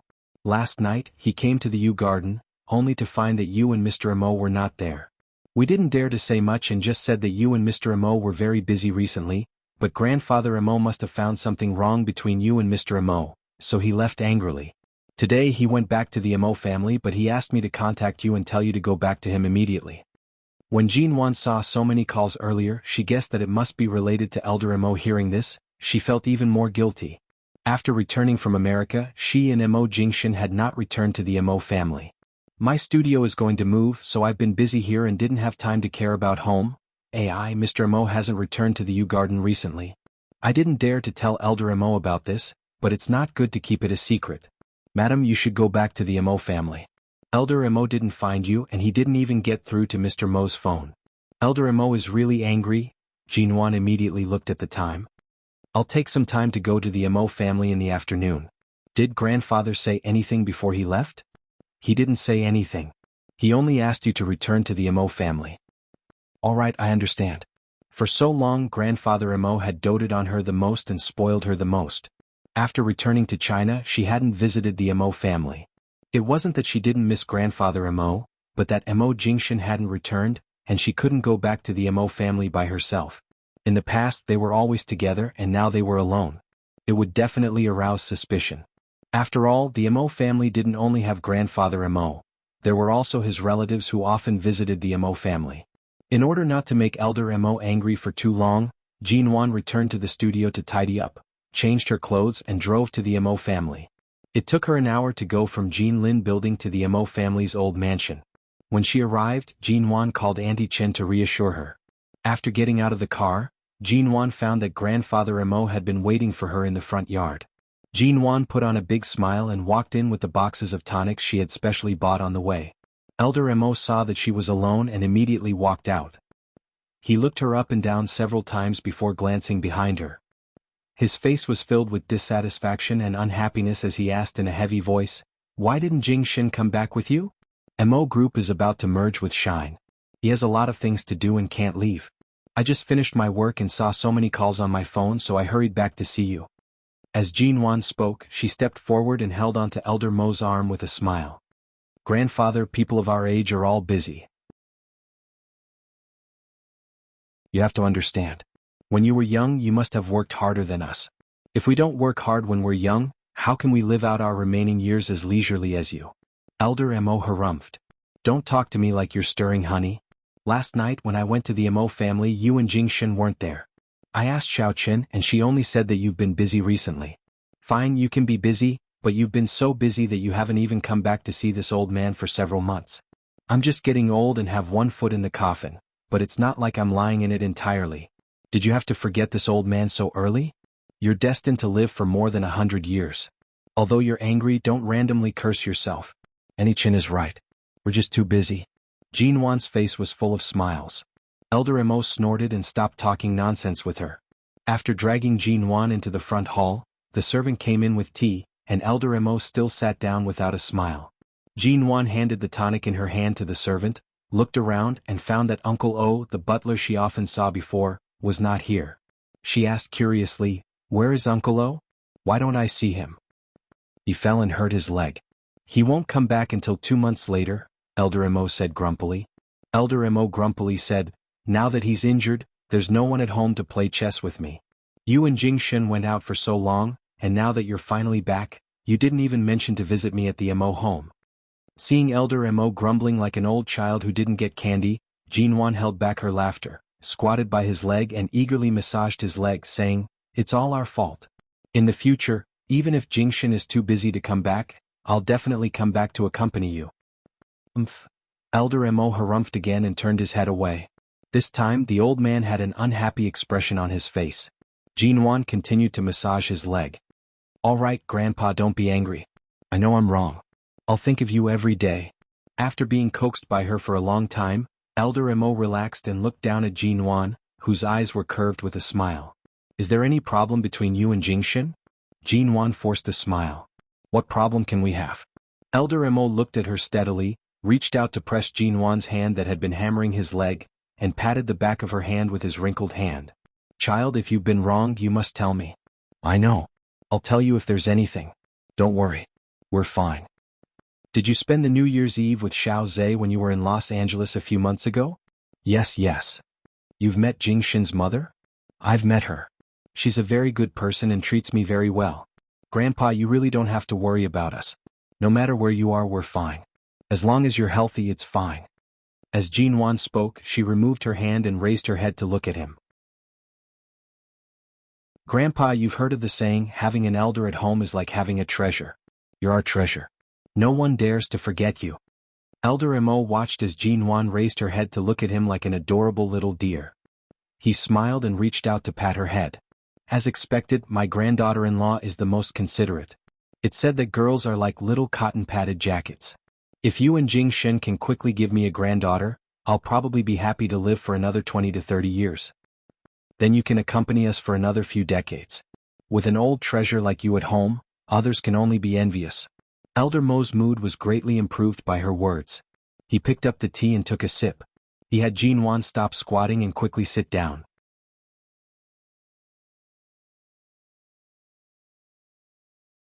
Chapter 393. Grandfather Mo snorted. During the New Year, these people did come, but I drove them away. Why did you drive them away? It'll be more lively with these people at home. Nonsense. They're all glib-tongued and don't speak a word of truth. When they see me, they fight with each other openly and covertly. I'm not their grandfather or father. I'm just Mo. If they want a piece of my pie, they have to ask me if I agree. They come here all day to flatter me. They might as well deal with their own family affairs. They have no ability at all. They've learned to cling to the Mo family's thigh since they were young. I'm too lazy to entertain them anymore. With that, Grandfather Mo suddenly remembered something. By the way, during the New Year, there's one more thing. I have an old friend in South Africa whose family runs a jewelry business. Not long ago, they discovered the world's largest and most complete 10-carat blue diamond. At that time, you and Jingshen were in Los Angeles. Because Jingshen had talked to South Africa before, I knew he wanted to give you a unique gift, so I left the blue diamond for Jingshen. It's in your room. Wait a minute. I'll bring it out for you. Jinwan paused and hurriedly got up to follow him. Grandfather Mo had gone out of the front hall and excitedly asked the servants to help him upstairs to fetch it. Not long after, Grandfather Mo came back with a velvet box and handed it to Jinwan. Come on, open it. Jinwan still looked at Grandfather Mo in surprise and then at the envious servants around her. After thinking for a while, she opened the box. The blue diamond in the box was very big. It shone brightly under the light of the front hall and was incredibly beautiful. And it was really a very complete round blue diamond. It was not deliberately designed to be a water drop, a heart, or any other popular shape. It was a complete round, but it was the most valuable and complete diamond shape among the blue diamonds. Jinwan didn't know much about jewelry, but she knew that blue diamonds were very rare and more expensive than any diamond in the world, not to mention such a pure and complete round blue diamond. Such a diamond was worth at least hundreds of millions. Grandpa, this is too expensive. Jinwan was about to quickly put the box back on the table when the old man glared at her. He glared at her until she withdrew her hand. It doesn't matter if it's expensive or not. It's not like the Mo family can't afford it. Besides, I didn't reserve this blue diamond. Jingshen had long noticed that you rarely wore rings after you got married. Those big and small wedding rings were too restrictive. Perhaps you wouldn't like them. He had intended to give this blue diamond to you a long time ago, but he had been waiting for the rarest and most complete one.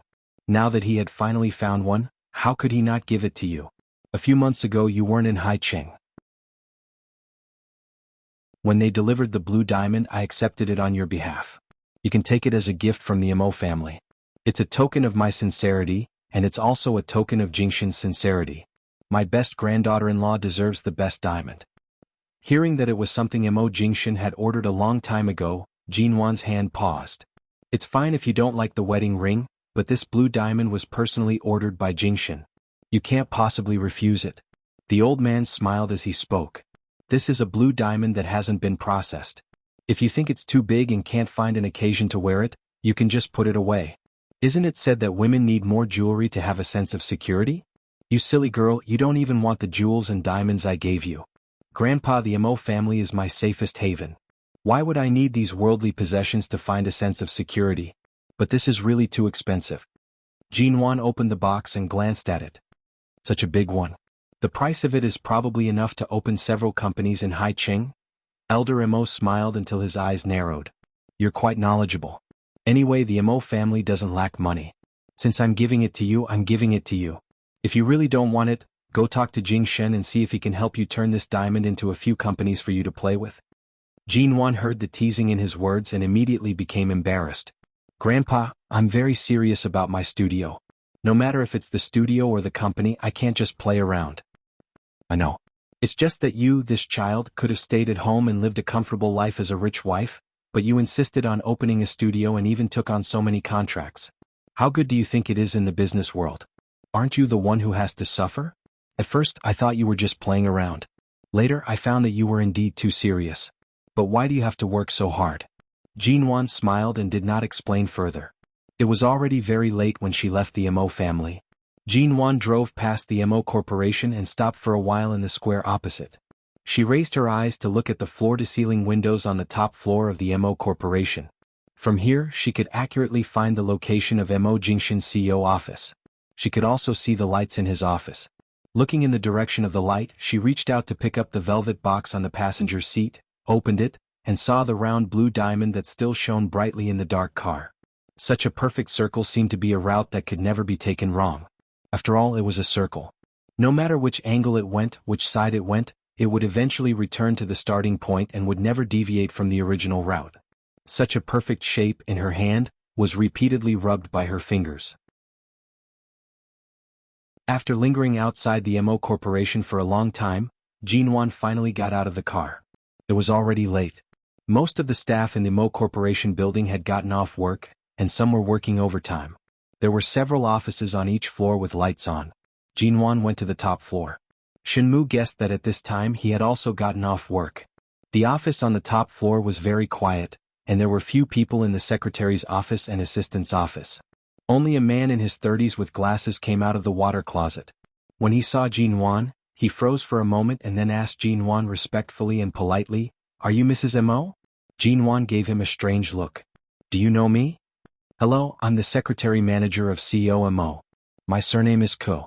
The man said to her with a smile, "When I was hired as the secretary, Special Assistant Shin showed me your photo.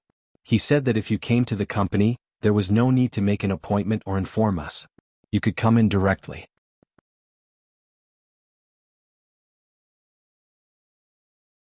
Chapter 394. Secretary Ku pushed his glasses up the bridge of his nose very seriously. It's not easy to be a secretary in these multinational companies. The workload is so heavy and there are more and more male secretaries. Besides, there are both men and women in the secretarial office. The more detailed work is done by the female secretaries, and the more complicated work, such as CEO Mo's frequent business trips, is handled by a male secretary like me. The division of labor is very clear. Jinwan smiled because of his words. In fact, she was not surprised by the male secretary. Of course, she knew that there were many male secretaries now, and this position could be held by both men and women.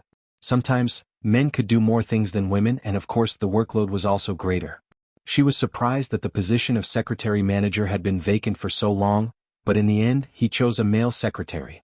She used to be jealous, wondering if he would have another beautiful female secretary by his side, but in the end it was actually, "Mrs. Mo, are you here to see CEO Mo?" "He is in the office." You can go directly to him, Secretary Ku said as he poured water in the water room. I'm not in a hurry. What are you doing? COMO discussed several projects with Shine in the United States last night. After all, there is a time difference between China and the United States. He was busy all night and didn't rest during the day. Now he has to continue a conference with the United States. I'm afraid he can't stand it, so I want to make a cup of coffee for him. Secretary Ku looked around as he spoke. But I don't seem to find any good coffee. Jinwan looked at the cup in his hand and said with a faint smile, Don't you know that COMO seldom drinks coffee? I don't think so. President Mo has been drinking coffee a lot recently. He doesn't sleep much at night. When he's busy, he relies on coffee to pass his days. Sometimes I'm afraid that his body can't take it. But President Mo does drink a lot of coffee recently. I guess the bag of coffee that Special Assistant Shen bought has been emptied. Now the coffee in the hot water room is left here by other secretaries, not President Mo's. I don't know if he can get used to it. The smile in Jinwan's eyes faded. You often drink coffee recently? Secretary Ku nodded and finally found the bag of imported coffee. He picked it up and looked inside. It's empty. With that, he handed the bag to Jinwan. This bag is enough for 2 months. COMO drank it up in less than a month. Jinwan glanced at the bag and did not speak for a moment. Then she took the bag and said, If there's nothing else, you can go home. I'll take care of the coffee. Secretary Ku knew that she was Mrs. Mo, so she didn't ask much. In that case, I'll have to trouble you, Mrs. Mo. I'll go back to the office to work for a while. CEO Mo's workload has been very heavy recently. If possible, please persuade him not to work day and night without caring about his health. No matter how young and healthy he is, he can't work like this. Got it? After Secretary Ko left, Jinwan stood in front of the water closet for a while, threw away the coffee bag in her hand, and turned to enter the elevator. She went to a porridge shop downstairs to buy a bowl of red date glutinous rice porridge and took it upstairs. When she reached the top floor, she saw that Secretary Ku was still there, so she handed the porridge to him. Take this to COMO. Secretary Ku immediately smelled the porridge and looked at Jinwan with bright eyes. The red dates and glutinous rice are good for the stomach, but Mrs. Mo, aren't you going in? Didn't you come to see COMO? I won't go in and disturb him. You don't have to say that I bought this porridge. Jinwan said and smiled at him again, her attitude calm and unperturbed. Although Secretary Ku was dutiful, he didn't know as much as Shenmu about the relationship between Jinwan and Mo Jingshan. Hearing Jinwan's words, he nodded and turned to walk to the CEO's office. 5 minutes later, Secretary Ku came out and took out the bowl of porridge in his hand. Jinwan was about to leave, but she still hesitated in the corridor for a long time. When she looked back, she saw Secretary Ku coming out. Mrs. Mo, why don't you take it in? Secretary Ku was a tall man. He held the bowl in one hand and pushed up the glasses on the bridge of his nose with the other. He said in frustration, I asked CEO Mo to eat some porridge before he started working, but he didn't even pay attention to me. He even asked me to take out the porridge and pour it out. Jinwan narrowed her eyes. Did you tell him that I bought this porridge? How did you know? Secretary Ku coughed and looked embarrassed. Jinwan resisted the urge to roll her eyes. Why did you tell him? I was afraid that CEO Mo wouldn't drink it. I thought that since you bought it, he would know your good intentions and drink some, but who knew that he would ask me to take it out and throw it away, Secretary Ku said with a wronged expression. Seeing Jinwan didn't speak, Secretary Ku pushed the porridge in front of her again.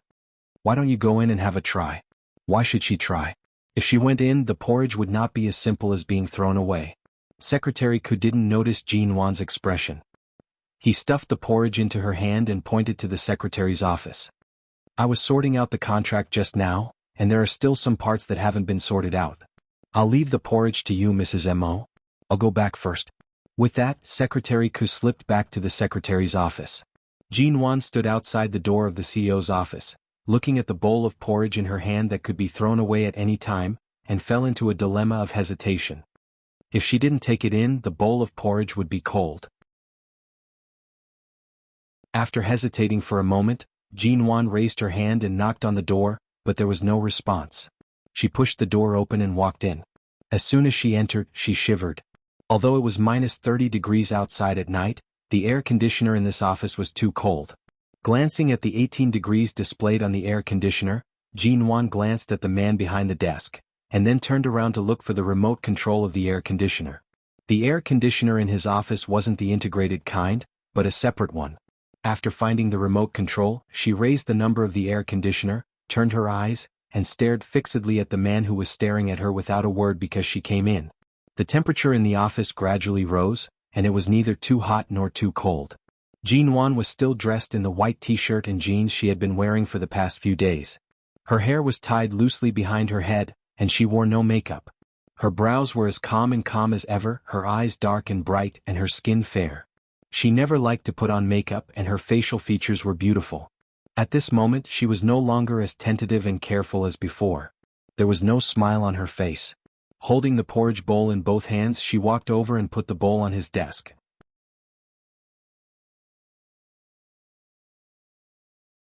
Chapter 395. Mo Jingshin glanced at her expressionlessly. Obviously he had no intention of eating it. Jinwan stood in this familiar office.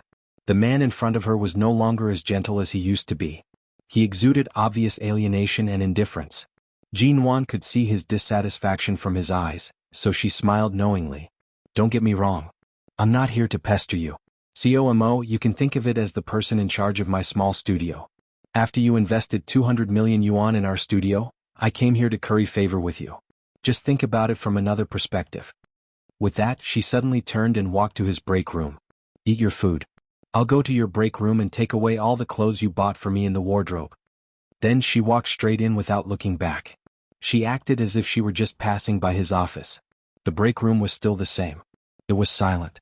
She turned on the light, and the cold-toned, completely masculine break room was in front of her. Jinwan went straight to the wardrobe and opened it. Sure enough, she saw that so many clothes he had prepared for her were still here. If a person really hated another person, he would hate even the slightest trace of the other person. After he was done with his work in the company, he would live here. Recently, he had also lived in the company for a long time, but none of her things had been thrown away. They were all intact and even neatly placed in the closet. Jinwan was not in a hurry to take away her things. She took a step back, retreated to the bed, sat down, and looked up at the clothes in the wardrobe. The office outside the door was very quiet. She didn't know whether Mo Jingshin had eaten porridge or not, but Secretary Ku said that he had been busy all night. If he really refused to accept her kindness, she could only call Shinmu and ask him to contact a nearby hotel to send some food over. Now Jinwan did whatever she wanted. After calling Shinmu, regardless of whether Mo Jingshin would eat or not, she just sat on the bed and stared at the clothes in the wardrobe. The air conditioner in the office had been adjusted to the most comfortable temperature by Jinwan. Mo Jingshin looked at the bowl of porridge placed alone on the desk. After a long while, he put down the pen in his hand and rubbed between his eyebrows.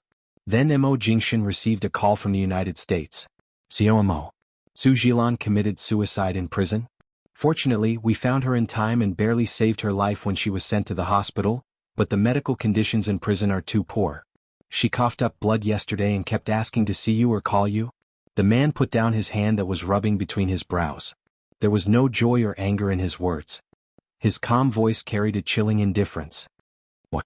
Has the LAPD become so indecisive that they can't even control a person who's trying to make trouble inside? Do you still need me to show up? This? The man on the other side of the phone was covered in a cold sweat. COMO, the Su family can't save her now, but Su Jilan said she used to be your fiancé. I think she's spoiled and can't stand the suffering inside. She has lost a lot of weight and keeps asking to see you every day. If it were someone else, we'd deal with it the same way, but after all, she used to be with you. Mo Jingshin's tone was indifferent. For such an unruly person inside, deal with her the way you do. But in her current state, if she dies here one day, we're afraid. Don't tell me anything about this Miss Su in the future. Whether she lives or dies, it's her own fault. It has nothing to do with anyone else. After hanging up the phone, Mo Jingshin turned his eyes to the door of the lounge. Jinwan had been in there for a while, but she didn't come out. A moment later, the man got up, opened the door, and walked in. Stepping into the cool-toned lounge, he saw the woman who had just seriously said she would come in to take away her clothes, only to fall asleep on his bed. Seeing that she had been sitting at the end of the bed and then lay back to sleep, the man walked around the big bed, walked unhurriedly to the window, and drew the curtains with his left hand, covering all the lights and neon lights outside. Then he turned his eyes to the open wardrobe, where her clothes were hanging safely, occupying half of the space. He didn't feel it was an eyesore when he lived here every day, but now that the woman had checked them, Mo Jingshan finally felt something was wrong. He was about to take the clothes out of the wardrobe, but as soon as his hand touched one of them, he paused. With a bang, the man closed the wardrobe door. When he closed it, his hand was still empty and he didn't take off any clothes. Jinwan didn't expect that she would fall asleep in Mo Jingshan's office. She was going to pack up her clothes, but she fell asleep while sitting. After waking up, she closed her eyes for a long time before she had the courage to open them. She moved and found that she was still in the position of lying at the end of the bed. Her legs were hanging behind the end of the bed, and because of this position they were a little numb. Hiss. She made a small sound. It was very light, but in the quiet lounge it was particularly obvious. The man standing tall in front of the window turned around. "You're awake?" Jinwan was startled.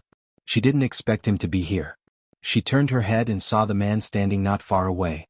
He had one hand in the pocket of his trousers. He was still wearing the same flawless trousers and shirt from last night. He was standing there with his back to the morning sun shining through the window. He lowered his head and looked at her indifferently. Standing against the light, he seemed to be gilded with a layer of gold, but she couldn't see his expression. Looking at him like this, Jinwan was in an indescribable trance for several seconds. However, when she was in a trance thinking that he was still her Mo Jingshan, the man gave her a faint smile, but his smile was too cold. "Although you want to play the warm card in front of me, you have to remember clearly that I haven't lost my memory. I don't need you to remind me of all the beauty and warmth that happened in the past. It's a waste of time and emotion to touch me in this way. You might as well not speak and just stand here. She could still have a sweet dream." His words shattered her dream again.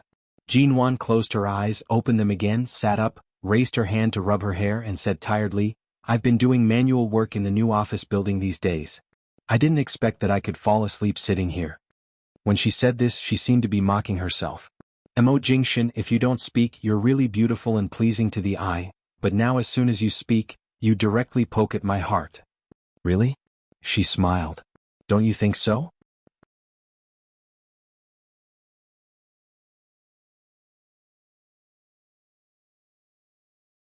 The next afternoon, when Jinwan was about to get off work, Xia Tian suddenly mentioned such a dinner party.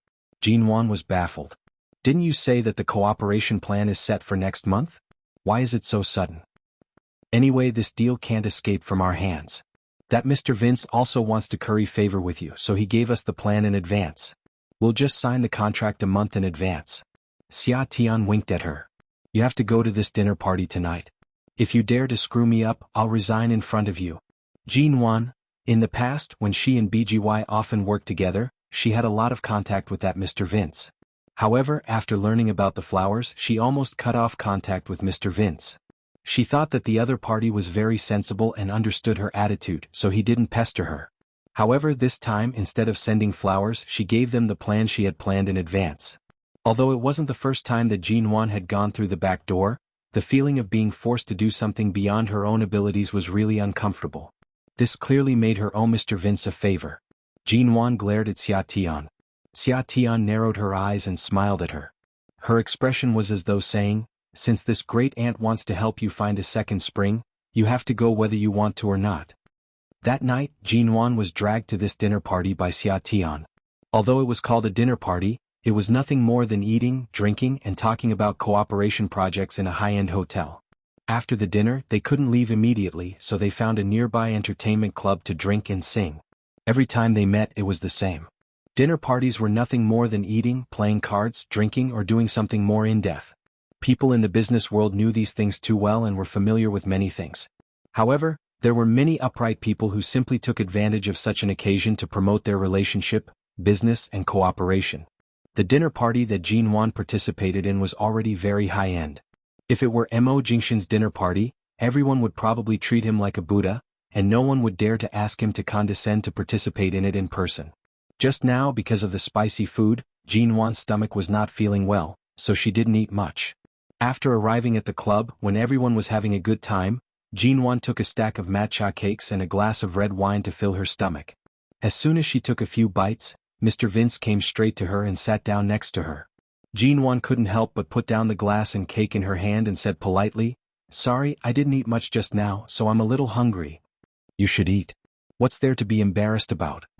Mr. Vince smiled and sat next to her, looking at her plain appearance.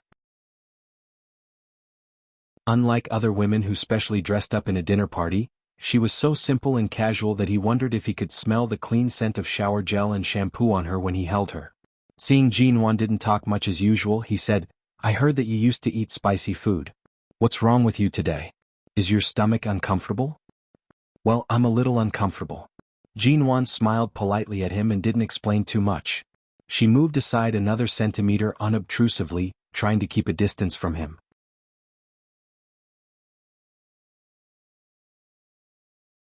Chapter 397. Jinwan smiled politely. "Thank you. 1 cup is enough for me." At this moment, Mr. Vince's secretary also sat down. The secretary was very young and most likely had a good impression of the handsome, rich, and young Mr. Vince. When she sat down, her gaze landed on Jinwan's ring finger. Looking at her clean and slender fingers, she asked with a smile, "If I remember correctly, Miss Ji, you've been married for a long time, haven't you? Why haven't I seen you wearing a ring when we've seen you with our general manager?" Jinwan lowered her head, forked another piece of matcha cake and fed it into her mouth. After swallowing, she glanced at the secretary and said mildly, "You're thinner than when you got married and your finger bones are too thin. I can't wear the ring, so I left it at home." "What? Is it strange not to wear a ring after getting married?" "Of course it's not strange. It's just that I've never seen you wear a ring, nor have I seen you and Mr. Mo appear at the same time. Those who don't know might think that you're no longer together, or that Miss G deliberately let others think that you're single so that it's convenient for you to go out and socialize." The secretary looked at her face and only smiled. Back when Miss G and Mr. Mo got married, many girls in High City were heartbroken. I don't know why Miss G couldn't get over it. Instead of staying at home, she insisted on starting her own business. Her words were nothing more than reminding Mr. Vince beside her that Jinwan was a married woman, and her husband was Mo Jingshan, whom he absolutely could not afford to offend. Mr. Vince couldn't possibly be unaware of this, and this secretary was clearly taking the opportunity to remind him. Jinwan did not speak. She had no interest in the two people beside her, so these undercurrents between others were meaningless to her. "Last time, I heard from your assistant that Miss G, it seems that you've been very close to the bosses of various partners recently. You've been so busy dealing with them that you didn't even have time to accept our manager's invitations. It's really not easy to see Miss G today, but Miss G seems to be absent-minded. It seems that you're determined to win BGY's cooperation proposal and aren't taking it seriously at all." Jinwan did not raise her eyes. She said mildly and indifferently, "Isn't the most appropriate display of seriousness after discussing the contract and the progress of the cooperation more important? Wasn't all the smiling faces before signing the contract just an earnest greeting? We're all old acquaintances and it's not the first time we've cooperated. You should know the efficiency of our studio and the price of the purchase price. Why do you still need to do so much?" As for saying that Jinwan didn't have time to accept Mr. Vince's invitation, it was true that Jinwan told Xiaoba to say so, but to say that Jinwan was busy dealing with the bosses of other partners. Jinwan smiled without saying anything. Jinwan's expression remained cold and disdainful. The secretary was about to say something when Mr. Vince said coldly, "Are you drunk today? You've only had a few drinks and you're already talking nonsense?" The secretary was stunned. She knew her boss's temper very well. She was unhappy and wanted to come over to mock Jinwan, but when she heard this warning, she did not dare to say anything more. She took the opportunity to get up and walk away, but she still glanced at Jinwan from time to time, as if she was afraid that Mr. Vince and Jinwan would have any ambiguous relationship or further intimacy. She finally quieted down, but Jinwan still looked indifferent. Mr. Vince handed her a stack of cake next to him. "Don't mind." Jinwan smiled and took the cake. "It's nothing. People like you never lack admirers and suitors. Such a secretary is just one of them. It's not like I haven't seen this kind of secretary before. Of course I don't mind." Mr. Vince raised his eyebrows. "Then how many admirers and pursuers do you have around you?" Jinwan's hand paused on the fork and turned to look at Mr. Vince. At the moment they looked at each other, Xia Tian suddenly raised her cell phone and took a photo of the two of them. Jinwan paused and turned to look at Xia Tian with a jerk, but Xia Tian proudly held up her cell phone and shook it at her. Seeing her secretly pleased expression, Jinwan knew that she was up to no good. Besides, Xia Tian had been very hostile to Mo Jingshan recently. She didn't know what Xia Tian would do if she took a photo that could easily be misunderstood. She quickly got up. "I'm going to talk to Xia Tian. I'll call someone else to come and drink with you later. I'll leave you." Jinwan's face was cold when she got up. This was not the first time that Mr. Vince had met her. He knew that she was not as reckless as other female leaders of companies, but this was indeed the Jinwan he knew. Mr. Vince didn't say much. He smiled and moved his legs to let her pass, without any intention of chatting or pestering her. He was a gentleman. If he hadn't been a gentleman, Jinwan would have given up the cooperation with BGY Group and wouldn't have come to this kind of social event. Jinwan quickly walked up to Xia Tian and reached out. "Give me your cell phone." No. Xia Tian was also eating cake, protecting her cell phone as she ate. Jinwan's face was cold. "Give it to me." Seeing that Jinwan was about to be angry, Xia Tian simply reached out to pull her over, let Jinwan sit next to her, and then picked up the cell phone to show her the photo. "Look, the angle at which you and Mr. Vince look at each other is perfect. But there is still a gap of 10 centimeters between your shoulders. Right? As you said in the magazine last time, you didn't hug or kiss each other. So what if you took a photo? Don't you think so?" Jinwan didn't speak and reached out to grab it, but Xia Tian suddenly took back the cell phone and put it back in her pocket, not letting her touch it at all. There were so many people here, so Jinwan couldn't grab it openly. She could only lean close to her and say in a voice that only she could hear, "You can take it, but don't send it out. Do you hear me?" Xia Tian snorted. "It depends on my mood. Anyway, don't send it." "Oh, then I'll send it to Mo Jingshan alone. If you want to die, send it to him." "You mean if I send this kind of photo to him, he'll kill me?" "No, you'll probably die in my hands first." Jinwan's face was cold. Xia Tian, you're tuning in to the Han Li's Wuxia Adventures YouTube channel. We're so grateful for your support, and don't forget to subscribe to join us on this incredible journey through captivating stories. Your generosity through donations truly makes a world of difference, as it's the primary source of revenue that allows me to expand and enhance this channel for you. Thank you from the bottom of my heart for being a part of this adventure.